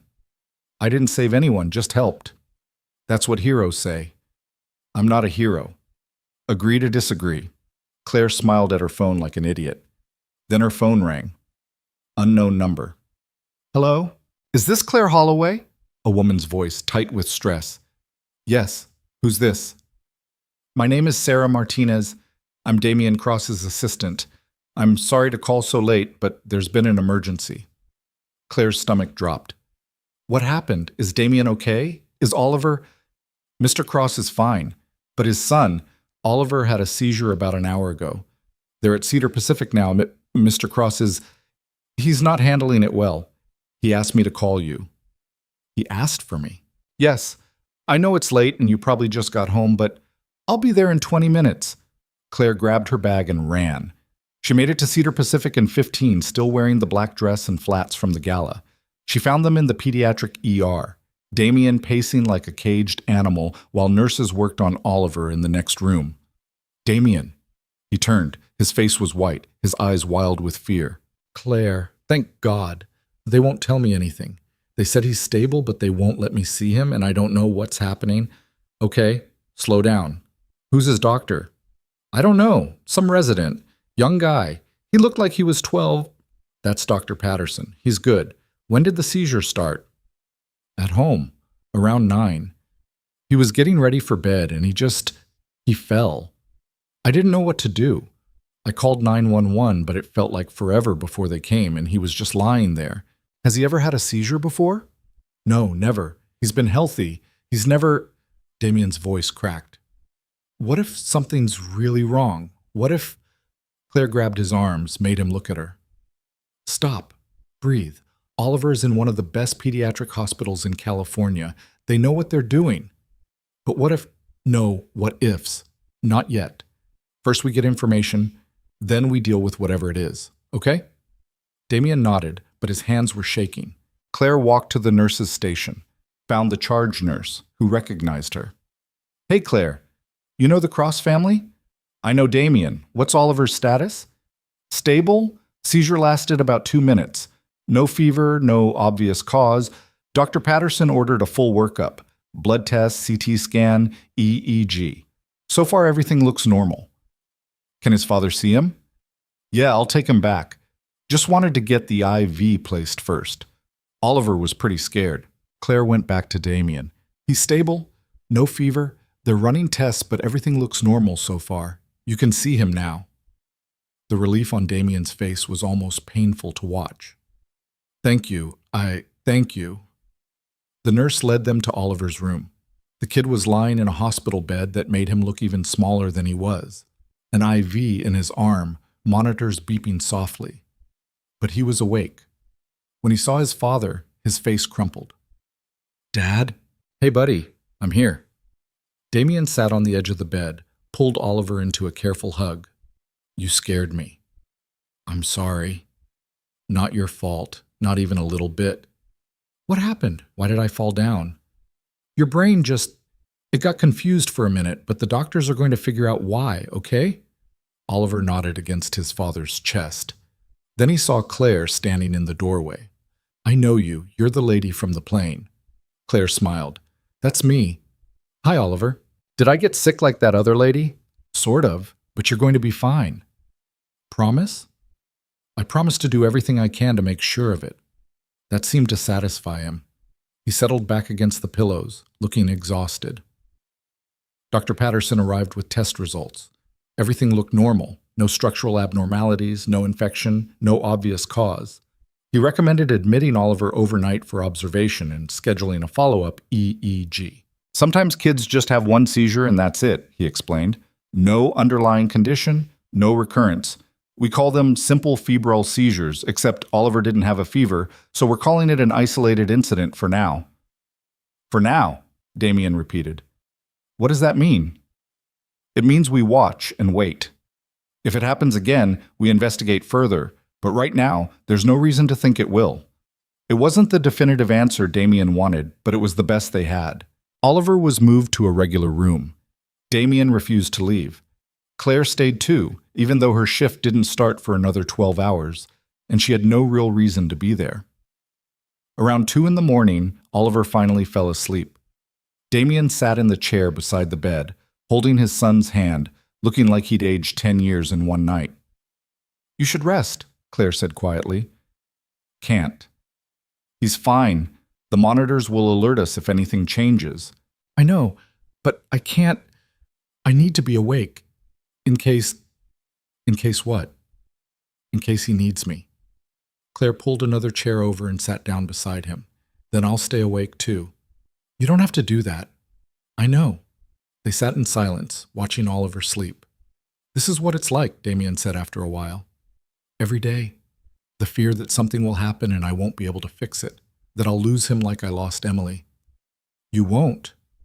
You can't promise that. No, but I can promise you're not alone in it. Damien looked at her.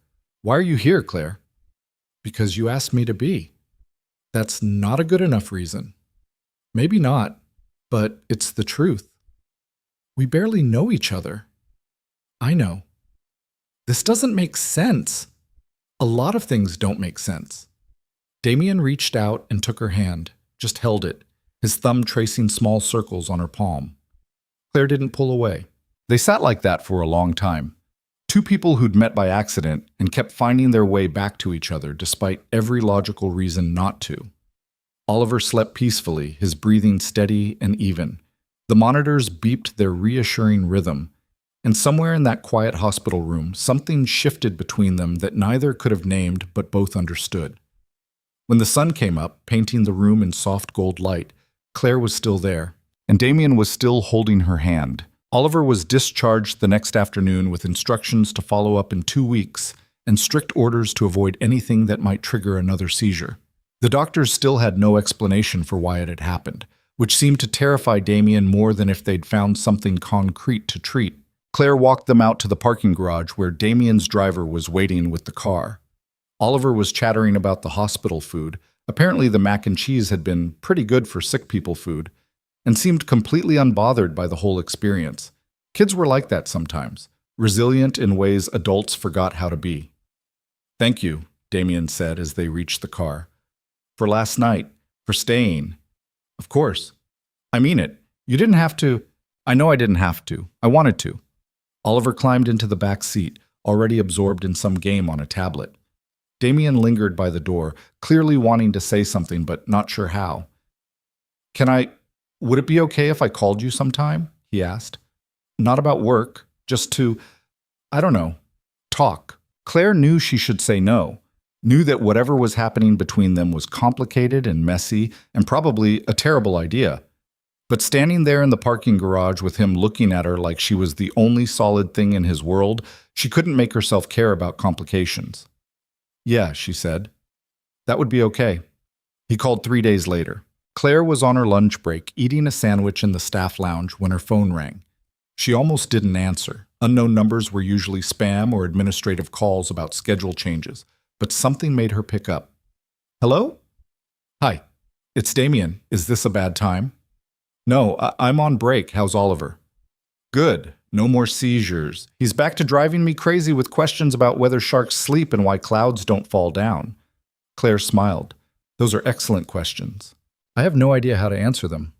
Nobody does. That's what Google is for. I've been using it a lot. They talked for 20 minutes about nothing in particular. Oliver's questions, Claire's shifts, a patient she'd had who'd swallowed a quarter and been more excited about the x-ray than worried about the surgery. Easy conversation, the kind that didn't require pretense or performance. When her break ended, she didn't want to hang up. I should get back to work, she said reluctantly. Yeah, me too. Thanks for calling. Thanks for answering. He called again 2 days later. Then 3 days after that. Then it became a regular thing. Phone calls during her lunch breaks or after her shifts, talking about everything and nothing. He told her about growing up with money, but emotionally distant parents. She told him about her mother's diabetes, the guilt of being 3,000 miles away. He admitted he had no idea what he was doing as a father half the time. She admitted she was still surprised every morning when she woke up in Los Angeles. They never talked about what they were doing or what it meant. Never acknowledged that these calls were becoming the best part of both their days. It was easier not to label it. 6 weeks after Oliver's seizure, Damien asked if she wanted to have coffee. Just coffee, he said quickly. Nothing complicated. There's a place near the hospital. We could meet after your shift. Claire hesitated. Phone calls were one thing. Meeting in person felt like crossing a line she wasn't sure she was ready to cross. I don't know if that's a good idea, she said. Why not? Because people will see. People will talk. Let them. Easy for you to say. You're not the one whose job could be affected. Damien was quiet for a moment. You're right. I'm sorry. I wasn't thinking about... It's fine. I need to be careful. I understand. But he sounded disappointed, and that disappointment sat in Claire's chest like a stone for the rest of her shift. She was being paranoid. They were two adults having coffee. Nothing wrong with that. Except there was something wrong with it, because coffee wasn't just coffee when you spent every free moment thinking about the other person. Against her better judgment, Claire called him back that night. The coffee place near the hospital. What's it called? Grind? On Wilshire. What time? Whenever you want. Tomorrow, 5:30. I get off at 5. I'll be there. She almost canceled 3 times before her shift ended. Came up with a dozen excuses. But at 5:20, she found herself walking into Grind anyway. Damien was already there, sitting at a corner table with 2 cups in front of him. He stood when he saw her. I didn't know what you liked, so I got you a latte. But if you want something else, latte's fine. She sat down. The coffee shop was busy but not crowded. Enough people that they blended in, not so many that they couldn't talk. Neutral territory. You look tired, Damien said. Thanks. Every woman loves to hear that. I didn't mean, I just meant you look like you've been working hard. 12-hour shift, 4-year-old with pneumonia, 7-year-old who broke his arm falling off a skateboard, and a teenager who swallowed bleach on a dare. Jesus. Regular Tuesday. How do you do it? See that much pain every day and not burn out? Claire wrapped her hands around the warm cup. I don't know. You just do. Because if you don't, who will? That's not an answer. It's the only one I have. They drank their coffee, watched people come and go. A woman with a laptop typing furiously. A couple arguing quietly in the corner. A group of teenagers laughing too loud about something on someone's phone. This is nice, Damien said. It's coffee. It's nice coffee. You're ridiculous. I've been told. Claire found herself smiling despite her exhaustion. How's Oliver? Still asking impossible questions? Always. This week he wants to know why people die. The smile faded. That's a hard one. Yeah. I tried the whole circle of life thing, but he's 6. He doesn't care about circles. He wants to know why his mom died. What did you say? The truth. That sometimes bodies stop working. That doctors try to fix them, but sometimes they can't. That it's sad and unfair and there's no good reason for it. That's honest. He cried for an hour afterward. Maybe honesty was the wrong choice. No, kids need honesty, even when it hurts. Damien studied her over his coffee cup. You'd be a good mother. Claire nearly choked. Where did that come from? Just an observation. A weird observation. Is it? Yes. We're having coffee. You don't get to make observations about my potential parenting skills. Fair enough. But the comment sat between them, impossible to ignore. I don't want kids, Claire said after a moment. Really? I work with sick kids all day. I see what parents go through. The fear, the helplessness, the way it tears them apart. I don't think I could handle that. But you handle it every day. That's different. They're not mine. So you'd be okay with it as long as you could clock out at the end of the shift? Claire set down her cup harder than she meant to. That's not fair. You're right. I'm sorry. I care about my patients. Just because I don't want my own kids doesn't mean I don't care. I know, I shouldn't have said that. They sat in uncomfortable silence for a few minutes. I didn't always want kids either, Damien said finally. Emily convinced me, said I'd be a good father. I told her she was crazy. Were you? A good father? Yeah. I don't know, I try. But most days I feel like I'm faking it, pretending I know what I'm doing when really I'm terrified of screwing him up. That's what every parent feels. How do you know? Because every parent tells me that. Usually around 2 in the morning when their kid is sick and they feel helpless. Damien smiled slightly. I was one of those parents last month. Yeah, you were. And you made it better. I just sat with you. That was enough. Their eyes met across the table. Claire felt something shift in her chest, something that felt dangerously close to hope. She looked away first. I should go. Early shift tomorrow. Right, of course. They walked out together. The sun was setting, painting the Los Angeles sky in shades of orange and pink. Traffic rushed past on Wilshire, an endless stream of people going somewhere. Can we do this again? Damien asked. Coffee? Yeah, or dinner, or I don't know, something. Damien, I know it's complicated. I know there are reasons we shouldn't, but I like talking to you, and I hope, you like talking to me. I do. Then why can't we just... Because it's not just talking anymore. You know it's not. He didn't argue. Couldn't argue. So what do we do? He asked quietly. I don't know. She walked away before he could see the tears in her eyes. For 2 weeks they didn't speak. No phone calls, no texts, no accidental meetings in the hospital hallways. Claire threw herself into work, picking up extra shifts and volunteering for the difficult cases nobody else wanted. It helped. Mostly.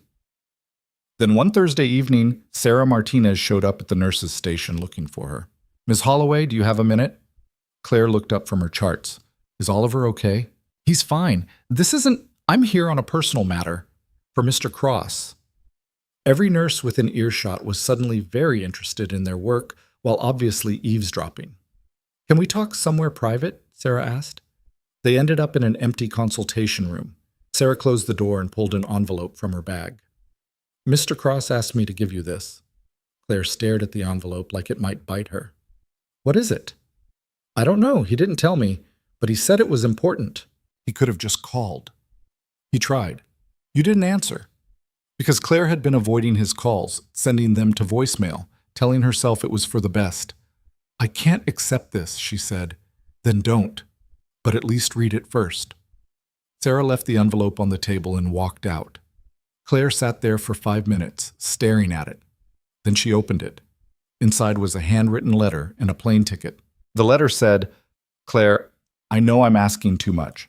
I know you have every reason to say no, but my mother is having her 70th birthday party in New York this weekend, and Oliver specifically requested that you come. Not me. Him. He wants the nice lady from the airplane to be there. I told him I'd ask, but I'd understand if you said no. The ticket is yours whether you come or not. No strings attached, I mean that, but I hope you'll come. D. The ticket was first class to JFK, leaving Friday evening. Claire closed her eyes and tried to think rationally. This was exactly what she'd been afraid of, getting pulled deeper into Damien's life, into complications she couldn't control. She should return the ticket and tell him no. Instead, she called her supervisor and requested Friday and Saturday off. The flight to New York felt surreal.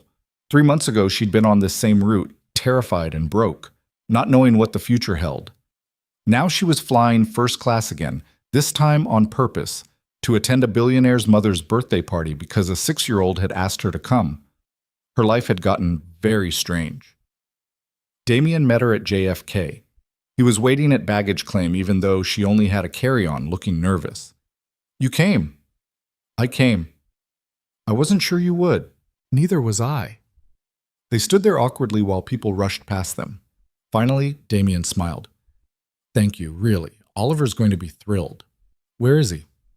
"With my mother, at her place in Manhattan. Fair warning, she's intense." Define intense. Picture Margaret from the gala, but with actual power and better fashion sense. Wonderful. If you want to back out, now's your chance. Claire adjusted her bag on her shoulder. "I flew 3,000 miles. I'm not backing out." The drive into Manhattan was quiet. Damien's driver navigated traffic with practiced ease while Claire watched the city pass by outside the window. She'd never been to New York before. It was bigger than she'd imagined, louder, more overwhelming. Damien's mother lived in a penthouse on the Upper East Side. The building had a doorman and an elevator that required a key, the kind of place where Claire's entire Ohio apartment could fit in the foyer. "Ready?" Damien asked as they rode up. "No." "Good. Neither am I."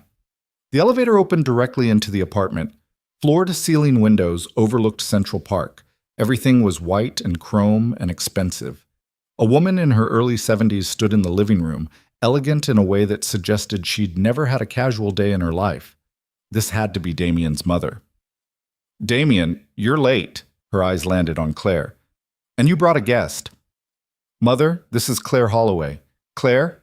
"My mother, Victoria Cross." "The nurse." Victoria's tone suggested this was not a compliment. "Nice to meet you," Claire said, extending her hand. Victoria shook it limply. "Oliver has been talking about you non-stop. Apparently you saved someone's life on an airplane." "I helped someone. It wasn't that dramatic." "He seems to think you're some kind of hero." "Claire!" Oliver came running from another room, threw his arms around her waist. "You came! I told Dad you'd come." Claire hugged him back, surprised by how much she'd missed this kid. "Hey, Oliver. Happy almost birthday to your grandma." "It's not almost, it's tomorrow. We're having a huge party. There's going to be cake this big." He spread his arms wide. "That's pretty big. And presents. So many presents." Victoria cleared her throat. "Oliver, why don't you show Claire where she'll be staying? The guest room on the 3rd floor." "3rd floor." The apartment had 3 floors. Oliver grabbed Claire's hand and pulled her toward a spiral staircase. Damien followed, carrying her bag. The guest room was bigger than Claire's entire Los Angeles apartment. King bed, private bathroom, a view of the park. "This is insane," Claire whispered. "Welcome to my childhood," Damien said. "How did you turn out even remotely normal?" "Who says I did?" Oliver was already showing her around, pointing out the TV hidden in the wall and the bathroom with heated floors. He seemed completely at ease in this level of luxury, which made sense. This was his grandmother's house. This was normal to him. That thought made Claire sad in ways she couldn't quite articulate. Dinner that night was formal and uncomfortable. Victoria held court at the head of the table, asking Claire pointed questions about her background, her education, her family. Each question felt like a test Claire wasn't sure she was passing. "So you're from Ohio," Victoria said, making it sound like an exotic disease. "Yes. Small town called Millfield. And your parents?" "Just my mother. My father left when I was young." "I see. And she worked at a factory. Now she's retired." "How nice." It wasn't nice. It was judgment wrapped in politeness. Damien tried to redirect the conversation several times, but Victoria was relentless. By the time dessert arrived, Claire wanted to throw her napkin on the table and leave. Instead, she smiled and answered every question honestly. Because that's what you did when you were a guest, even when your host was being horrible. After dinner, Oliver begged Claire to read him a bedtime story. She gratefully escaped upstairs with him while Damien stayed to talk to his mother. Oliver's room was on the 2nd floor, decorated in a style that tried too hard to be age-appropriate. Sports posters and superhero bedding that looked like they'd been selected by an interior designer rather than a kid. "Do you like my grandma's house?"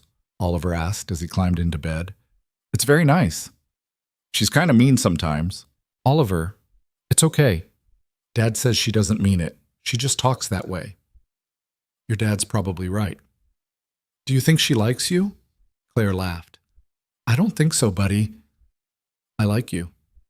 I like you too. Are you going to marry my dad? Claire nearly dropped the book she'd been holding. What? Dad said you're friends, but I heard Grandma say you're probably his girlfriend. So I thought maybe you'd get married and then you could be my mom. Claire sat on the edge of the bed, heart racing. Oliver, I'm not. Your dad and I aren't. We're just friends. But you could be more than friends, right? That's how it works. First you're friends, then you're boyfriend, girlfriend, then you get married. It's more complicated than that. Why? Because grown-ups make everything complicated. Oliver considered this. That's dumb. Yeah, it kind of is. She read him 3 stories before he fell asleep. His hand curled around hers. When she tried to pull away, he held on tighter, even in sleep. Claire gently extracted her hand and tiptoed out. Damien was waiting in the hallway. How much did you hear? She asked. Enough. I didn't know he thought. I never suggested. I know, he's 6. He sees what he wants to see. What does he want to see? A family, a mom, someone who isn't going to disappear like Emily did. Damien, I told him you were just a friend. I've told him a dozen times, but he doesn't listen. He wants you to be more. And what do you want? The question hung in the air between them. Damien stepped closer. I want whatever you want. If that's friendship, then that's what will be. If that's nothing, then I'll accept that too. But if you want more, if there's any chance you might want more, then I need you to tell me. Because I can't keep pretending this is just casual. Claire's heart was pounding so hard she could hear it. This is a bad idea. Probably. Your mother hates me. She hates most people. The hospital would have a field day. Let them. I don't want your money. I know. And I don't want to be Oliver's replacement mother. He needs to hear that from you. What if I screw it all up? Then we'll deal with it, together. Claire looked into his eyes and saw everything she'd been afraid to hope for.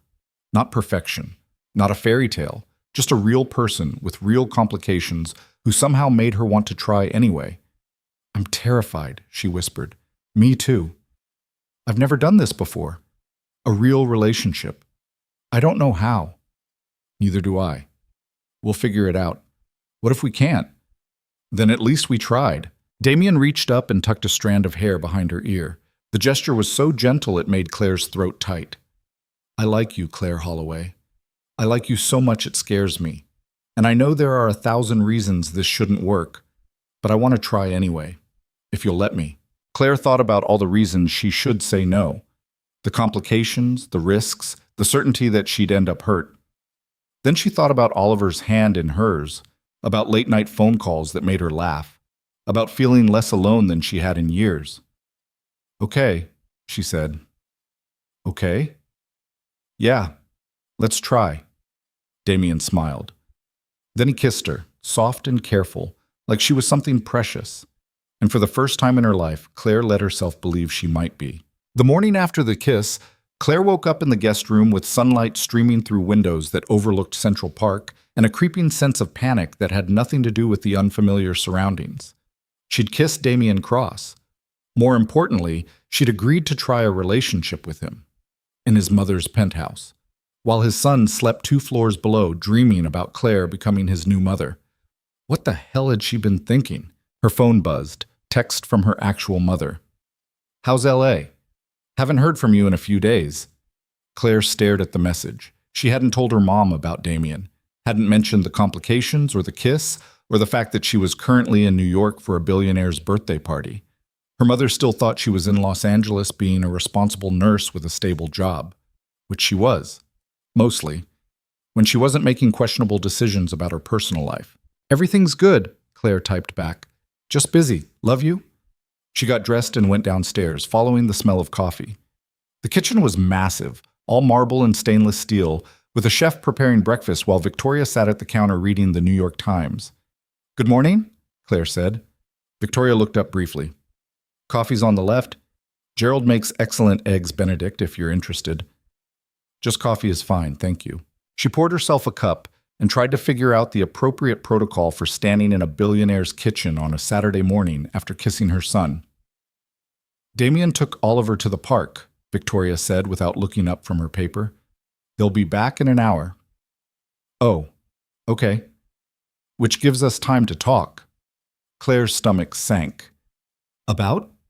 Victoria set down the paper and looked at Claire with eyes that were sharp and assessing. About whatever this is between you and my son. Mrs. Cross, Victoria. And don't insult my intelligence by pretending there's nothing happening.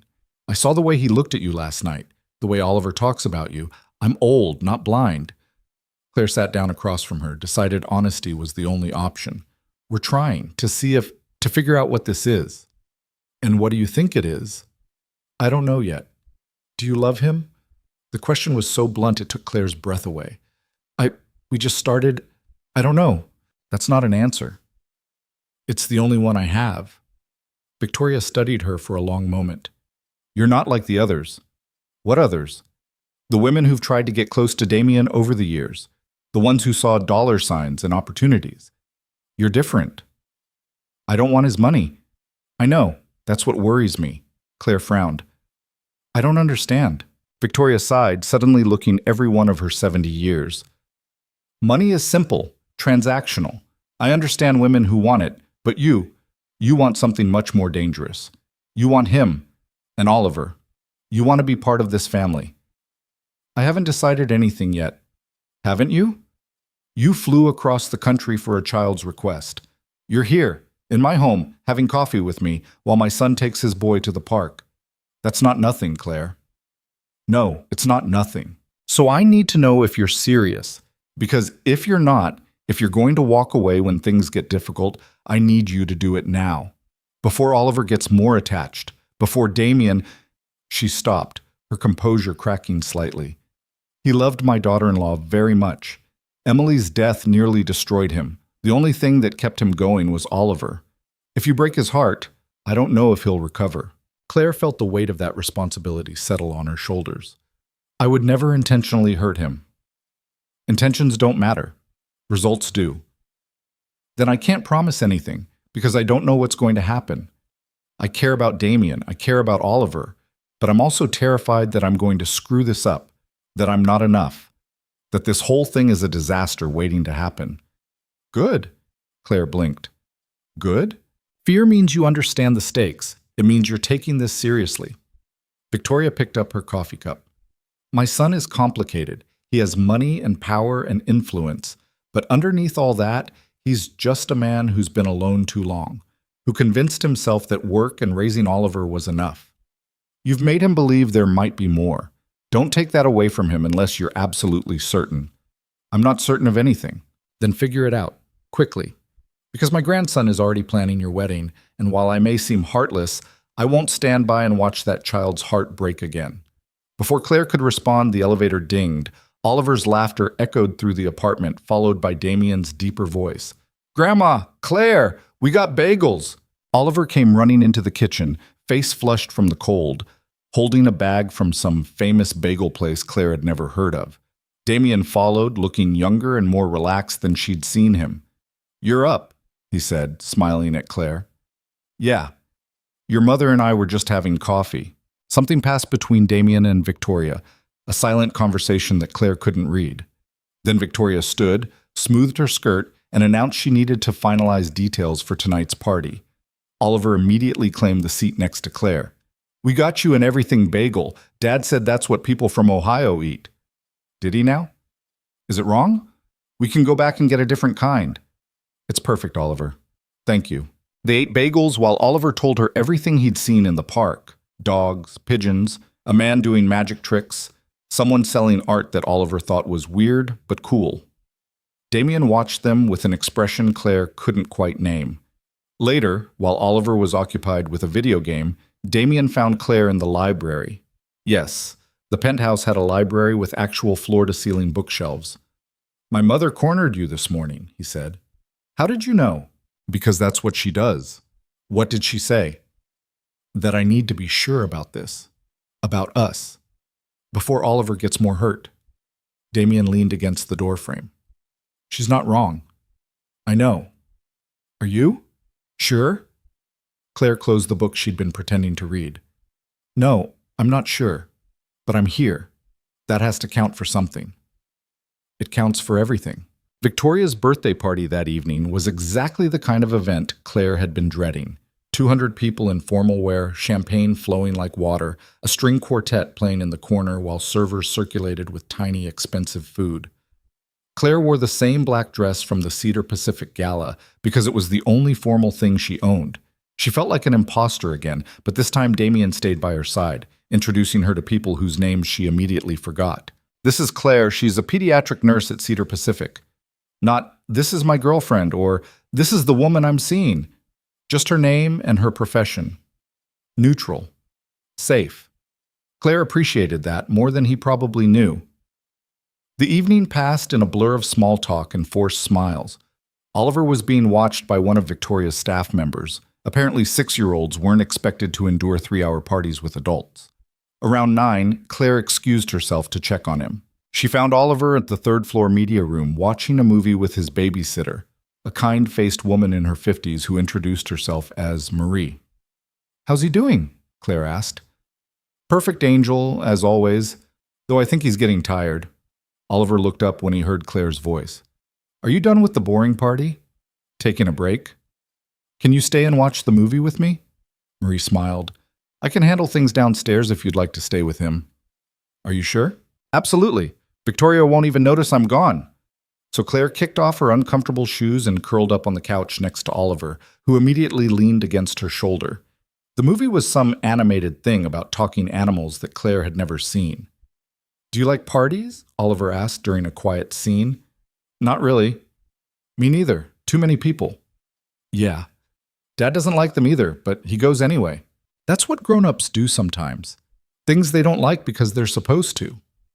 Oliver was quiet for a moment. "Are you going to stay?" "Stay where, buddy?" "With us. With me and Dad." Claire's chest tightened. "Oliver, I know you and Dad aren't married yet, but you could be, right? That's allowed." "It's more complicated than that." "Everyone says that, but it's not complicated. You like us and we like you. That's all that matters." "If only it were that simple." "What if it doesn't work out?" Claire asked quietly. "What if I try and it's not enough? You'd be sad." "I'd be sadder if you didn't try at all." The wisdom in those words, coming from a 6-year-old, made Claire's throat tight. "When did you get so smart?" "I don't know, I just am." They finished the movie in comfortable silence. Oliver fell asleep halfway through, his head heavy on Claire's shoulder. She sat there, not wanting to move and wake him, thinking about everything that had happened since that night at JFK. She'd been so focused on survival back then, on getting to Los Angeles, landing the job, proving she could make it on her own. The idea that she might find something else, someone else, hadn't even occurred to her. But here she was, in a penthouse in Manhattan, with a sleeping child against her shoulder and his father somewhere downstairs, probably being interrogated by society people about business and politics and things that didn't really matter. Marie appeared in the doorway. "How's our boy?" "Out cold." "I can take him to bed if you'd like to rejoin the party." "Actually, would it be okay if I stayed here? I'm not much for parties either." Marie smiled warmly. "I think that's exactly what you should do." An hour later, Damien found them. Oliver was tucked into his bed, and Claire was sitting in the chair beside him, watching him sleep. "The party's winding down," Damien said quietly. "People are leaving." "Good. My mother's been asking where you went." "Tell her I was with Oliver." "I did. She said that was exactly what she expected." Damien sat on the edge of Oliver's bed, brushed hair off his son's forehead with gentle fingers. "He asked me again today if you were going to be his mom," Damien said. "He asked me too." "What did you say?" "That it's complicated, that I'm trying. That's honest. It's all I can offer right now." Damien looked at her across the dim room. "My mother talked to you this morning. She told me. She's protective of you, both of you. She's terrified I'll get hurt again, that Oliver will lose someone else. So am I. Then we're all terrified together." Claire stood up, moved to sit beside him on the bed. "I don't know how to do this, Damien. I've never had a relationship that worked, never had a family that looked like this. I'm going to mess up, probably a lot. So will I. But you have Oliver to think about. If this doesn't work, then we deal with it. Together. As adults who care about each other and want the best for him. You make it sound simple. It's not simple, but it's worth trying.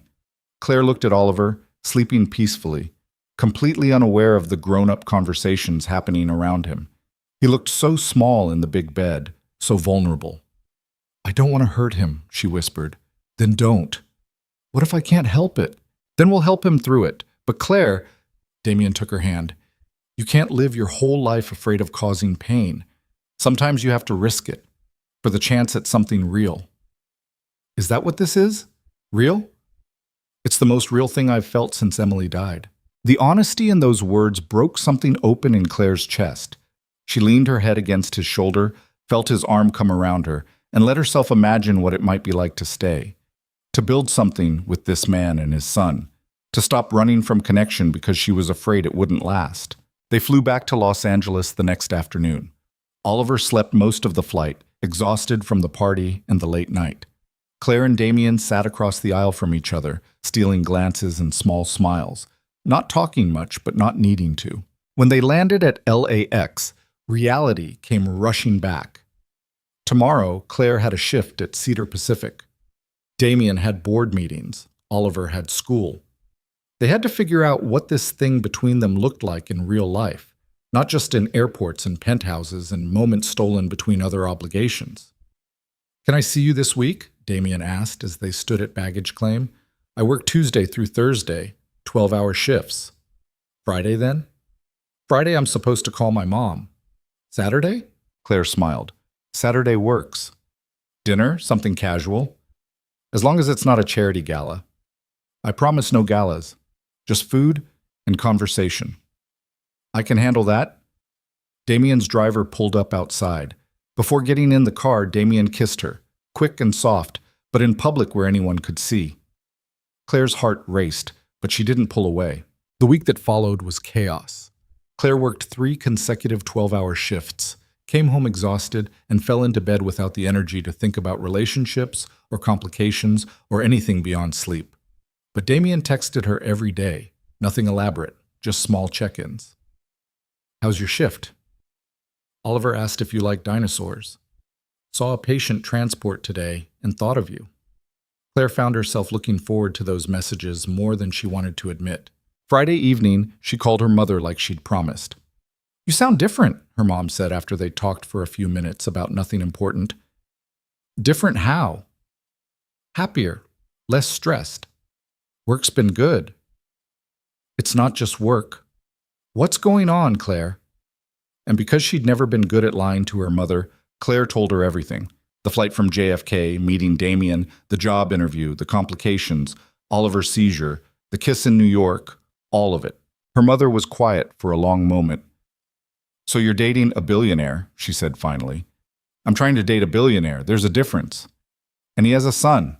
6 years old, really sweet kid. Claire, I know what you're going to say. That it's too much, too fast, too complicated. Actually, I was going to say good. Claire nearly dropped the phone. What? You've spent your whole life protecting yourself, never letting anyone get too close. I was starting to think you'd end up alone because you were too scared to try. I'm not scared. You are. And that's okay. But honey, sometimes you have to be scared and do it anyway. That's what brave looks like. This doesn't feel brave. It feels terrifying. Same thing, Claire laughed despite herself. When did you get so wise? I've always been wise. You just never listened. They talked for another hour, about Damien, about Oliver, about what it might look like if this actually worked. Her mother made Claire promise to be careful, but encouraged her to keep trying. You deserve to be happy, her mom said before hanging up. Don't forget that. Saturday came. Damien picked her up at 6 in a car that was nice but not ostentatious. Apparently he owned several vehicles of varying levels of wealth display. They went to a small Italian restaurant in Santa Monica, the kind of place with checkered tablecloths and candles and wine bottles. This is nice, Claire said. No galas, as promised. Where's Oliver? With my assistant's daughter. They're having a sleepover, building forts and eating too much candy, from what Sarah tells me. He's okay with you going out? He's thrilled. Thinks this is a date. Isn't it? Damien smiled. I wasn't sure you'd call it that. What else would you call it? Dinner between friends? We're past friends, Damien. Yeah, we are. They ordered food, pasta for her, chicken for him, and talked about everything except the heavy things. Oliver's obsession with dinosaurs, Claire's worst patient stories, the time Damien's company accidentally shipped 10,000 surgical gloves to a veterinary clinic instead of a hospital.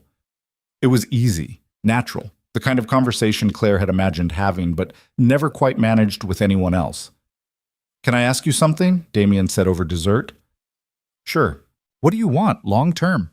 Not with me specifically, just in life. Claire thought about that. Honestly, I don't know. 3 months ago, I just wanted to survive, get the job, pay my bills, not end up back in Ohio feeling like a failure. And now? Now I want, I don't know, more than survival, something that feels like living instead of just existing. That's not an answer. It's the best I've got. Fair enough. What about you? What do you want? Damien set down his fork. I want Oliver to grow up knowing he's loved. I want to build something that lasts beyond my lifetime. And I want... He paused. I want someone to share it with. The good parts and the hard parts. Someone who sees me as just Damien, not the money or the company or any of it. That's a lot to ask. I know. But not impossible. No? No. Their eyes met across the table. Something passed between them that felt like understanding, like possibility. The scandal broke on Monday. Claire was at work when Sandra found her. We need to talk. My office. Now. Claire's stomach dropped. She followed Sandra to the administrative wing, where Dr. Chen was already waiting. What's going on? Claire asked. Sandra pulled up a website on her computer. Some gossip blog Claire had never heard of. The headline read, Billionaire Damien crosses new romance, hospital nurse or calculated connection. Below it were photos. Claire and Damien at the Italian restaurant. Claire at Victoria's birthday party. The old photo from JFK that had caused problems before. The article was brutal. It suggested Claire had targeted Damien deliberately, used her position at Cedar Pacific to get close to him, and was potentially compromising patient care for personal gain. None of it was true. All of it looked terrible. Is any of this accurate? Dr. Chen asked. No, I'm not compromising anything. My relationship with Damien has nothing to do with my work. But you are in a relationship with him. Yes. Claire, Sandra looked pained. You know how this looks. How it looks and what's actually happening are two different things. Not to the board, not to the public. So what are you saying? Dr. Chen and Sandra exchanged glances. We're not saying anything yet, Dr. Chen said carefully. But there are going to be questions, investigations, people looking into whether there's been any conflict of interest. There hasn't been. We believe you, but we have to be sure. Claire felt her carefully built life starting to crack. What do I need to do? For now? Nothing. Keep your head down. Don't talk to reporters. And for the love of everything, stay away from Damien Cross until this blows over. The words hit like a punch. You're telling me I can't see him. We're strongly suggesting it would be in your best interest. That's not fair. It's reality. Claire left the meeting feeling like the world was tilting. She made it through her shift on autopilot, avoiding her coworkers' curious looks and whispered conversations. Her phone buzzed constantly, texts from Damien. I saw the article. I'm sorry. This is my fault. Please call me. She didn't call. Didn't know what to say. That evening, Damien showed up at her apartment. Claire opened the door to find him standing in her hallway, looking wrecked. You didn't answer my calls. I've been working. Can I come in? She let him in because turning him away felt cruel. He stood in her tiny studio apartment, looking out of place among her secondhand furniture and minimal decorations. I'm going to fix this, he said. How? I'll issue a statement, clarify that our relationship has nothing to do with the hospital, that you're not... That'll make it worse. You know it will. Then what do you want me to do? I don't know. The words came out sharper than she intended. I don't know how to fix this, Damien. The hospital is asking questions. My coworkers are gossiping. I'm being investigated for conflicts of interest that don't exist. And it's all because I made the mistake of falling for you. Mistake? Poor word choice. Was it, though? Claire sat down on her couch, suddenly exhausted. I don't know anymore. 3 months ago, my life was simple. Hard, but simple. Now it's complicated and messy, and I don't know if I can handle it. Damien sat beside her. Are you saying you want to end this? I'm saying I don't know what to do. The hospital wants me to stay away from you. My career could be at risk. And for what? A relationship that's barely started? That might not even work out? Is that what you think? That we won't work out? I think the odds aren't in our favor. Since when do you care about odds? You flew across the country on money you didn't have for a job you might not get. You slept in airports and showered in gyms and fought for every opportunity you earned. When did you start playing it safe? When I realized I had something to lose. The admission hung between them. Claire, Damien took her hand. I can't promise this will be easy. I can't promise there won't be more scandals or more complications. But I can promise that you're not alone in this. Whatever happens, we face it together. That's easy to say when you're not the one whose job is at risk. Then I'll make it right. I'll pull my contracts with Cedar Pacific, remove any appearance of impropriety. You do that? In a heartbeat, if it means protecting you. Damien, that's millions of dollars, years of business relationships. I don't care. You should care. Why? It's just money, just business. You're more important. Claire looked at him, really looked at him. At the man who'd bought her a plane ticket expecting nothing in return, who'd defended her to hospital boards and stayed up all night when his son was sick, who was offering to sacrifice business relationships to protect her career. This is crazy, she said quietly. Completely. We barely know each other.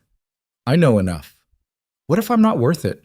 You are, even if you don't see it yet. Claire felt tears building behind her eyes. I'm scared. I know. What if it all falls apart?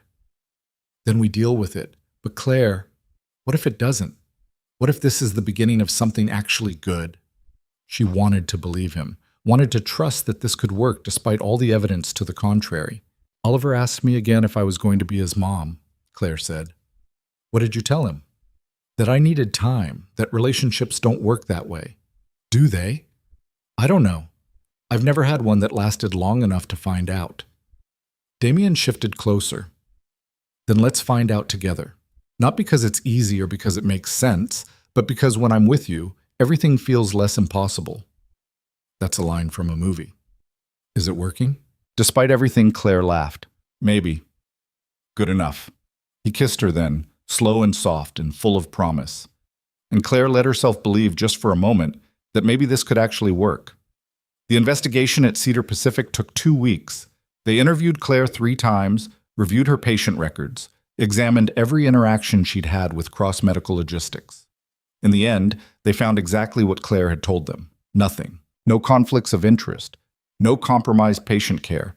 No evidence of impropriety. The board issued a statement clearing her of any wrongdoing. The gossip blogs moved on to other scandals. Life slowly returned to normal. Except nothing felt normal anymore. Claire and Damien kept seeing each other, but carefully.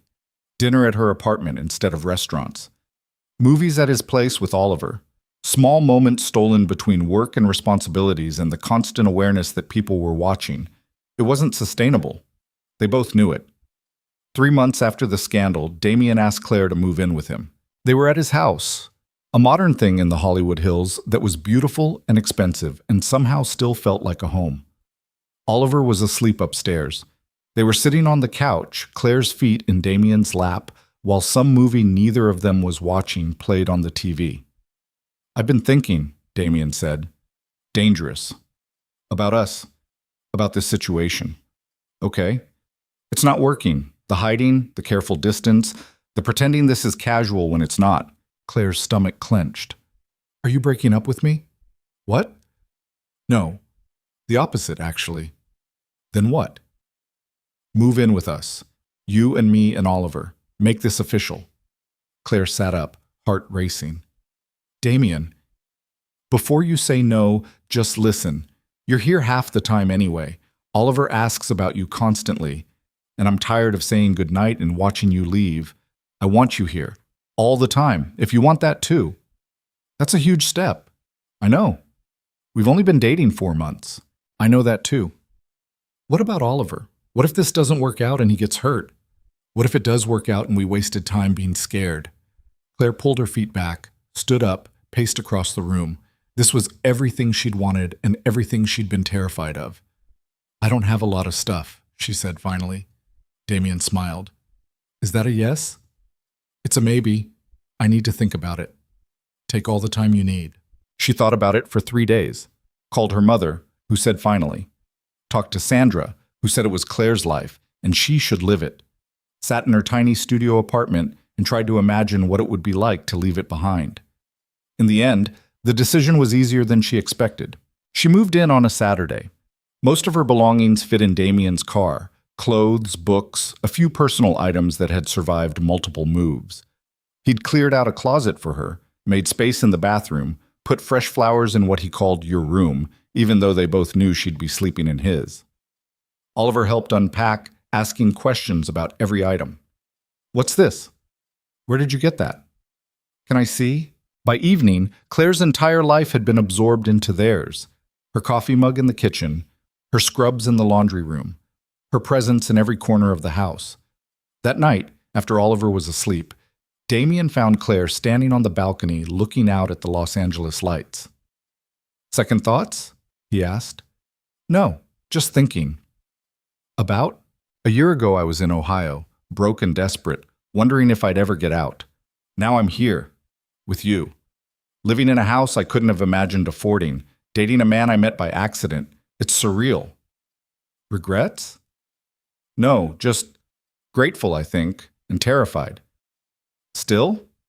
Always. Damien wrapped his arms around her from behind. Good. Fear keeps us honest. Is that what you tell yourself? It's what Emily used to tell me, that if you're not a little scared, you're not doing it right. Claire leaned back against him. She sounds like she was smart. She was. I think she would have liked you. Yeah? Yeah, she always said I needed someone who wouldn't let me get away with my bullshit. I can do that. I know. It's one of my favorite things about you. They stood there in comfortable silence, watching the city below. Somewhere out there were the people Claire used to be. The broke nurse sleeping in airports, the desperate job applicant showering in gyms, the woman who thought survival was the best she could hope for. She'd come so far. And somehow, impossibly, she'd found this. 6 months later, on a random Tuesday evening, Damien came home from work carrying a small box. Claire was in the kitchen helping Oliver with homework, math problems that made her brain hurt because apparently first grade was harder than she remembered. Dad! Oliver jumped up. You're home early. I am. Can I borrow Claire for a minute? We're doing math. Math can wait. Oliver looked suspicious, but went back to his worksheet. Damien led Claire out to the backyard, where the sun was setting in shades of orange and pink. What's going on? Claire asked. I need to ask you something. Okay. He pulled out the box, opened it. Inside was a ring, simple, elegant, perfect. Claire's heart stopped. I know this is fast, Damien said. I know we're still figuring things out, but I also know that every day with you is better than the day before, and I don't want to spend another day wondering if you'll stay. So, Claire Holloway, will you marry me? Claire looked at the ring, at Damien's face, at the house behind them where Oliver was probably watching through the window, even though he'd been told not to. She thought about all the reasons this was crazy, all the ways it could go wrong, all the complications and challenges that would come. Then she thought about the night at JFK when a stranger had offered her a ticket, expecting nothing in return. About the interview that almost didn't happen. About late-night phone calls in hospital rooms and learning to be part of something bigger than herself. Yes, she said. Yes, I'll marry you. Damien's face split into the biggest smile she'd ever seen. He slipped the ring on her finger, kissed her like they had all the time in the world. Behind them, Oliver cheered from the window. They got married 4 months later in a small ceremony at a vineyard in Napa. Claire's mother flew out from Ohio, looking overwhelmed by everything but happy. Victoria was surprisingly gracious, even hugging Claire and saying, "Welcome to the family," like she meant it. Oliver was the ring bearer and took the job so seriously that everyone cried watching him walk down the aisle. Claire wore a simple white dress that wasn't from a thrift store for once. Damien wore a suit and looked nervous in a way she found endearing. When they exchanged vows, Claire promised to love him even when he was being ridiculous. Damien promised to always buy her plane tickets when she needed them. Oliver promised to share his toys, which got a laugh from everyone. That night, at the reception, Claire found herself standing alone for a moment, watching everyone dance and celebrate. Her mother was talking to Victoria, somehow finding common ground. Damien was dancing with Oliver, the kid standing on his father's feet. A year and a half ago, Claire had been sitting in an airport chair, broke and alone, watching her dreams slip away. She'd accepted help from a stranger, and it had changed everything. Not because the help itself was magical, but because she'd been brave enough to accept it, to let someone in, to risk everything for the possibility of something better. Sandra appeared at her elbow. "How does it feel, being married to a billionaire?" "Ask me in a year. Think you'll last that long?" Claire smiled. "Yeah, I think we might." "Good, you deserve it." "Do I? You flew 3,000 miles on money you didn't have and fought for everything you earned. If anyone deserves happiness, it's you." Damien came over, Oliver still in his arms. "Dance with us?" "I'm not much of a dancer." "Neither are we. Come on." So Claire joined them on the dance floor, her husband, her stepson, her new family. They swayed to music that was too slow for a 6-year-old's attention span and too fast for adults who didn't know the steps. It was messy and imperfect and absolutely right. Later, after the reception wound down and Oliver fell asleep in the car on the way to the hotel, Damien carried him upstairs while Claire followed. They tucked him into bed in the adjoining room, watched him sleep for a moment. "Still scared?" Damien whispered. "Terrified." "Good. Me too. Think we'll figure it out?" "Eventually." They went to their own room. Claire sat on the edge of the bed, looking at the ring on her finger that still felt foreign and perfect. "I never thanked you," she said. "For what?" "The plane ticket. That first one. If you hadn't, you would have found another way. You always do." "Maybe. But I'm glad I didn't have to." Damien sat beside her. "Can I tell you something?" "Always." "That night at JFK, I almost didn't offer you the ticket. I thought about it for 10 minutes, talked myself out of it 3 times. Told myself it wasn't my business, that you probably wouldn't accept anyway." "What changed your mind?" "Oliver. He asked if you were okay, and I realized I wanted to be able to tell him yes. That the world wasn't completely cruel, that sometimes people help each other for no reason. And now? Now I get to tell him every day, because you're here, because you stayed." Claire kissed him, soft and sure. "I'm not going anywhere." "Promise?" "Promise." Outside, Los Angeles stretched out below them, a city of dreamers and strivers and people trying to build something from nothing. Somewhere out there, someone was probably sitting in an airport, broke and scared, wondering if they'd make it. Claire hoped they would. Hoped they'd find their own version of help when they needed it most. Hoped they'd be brave enough to accept it. Because sometimes the most courageous thing you could do was let someone else care, to believe you deserved more than survival, to risk everything for the possibility of actually being happy. She'd learned that lesson in an airport terminal at the lowest point of her life, and she'd spend the rest of her life grateful she had.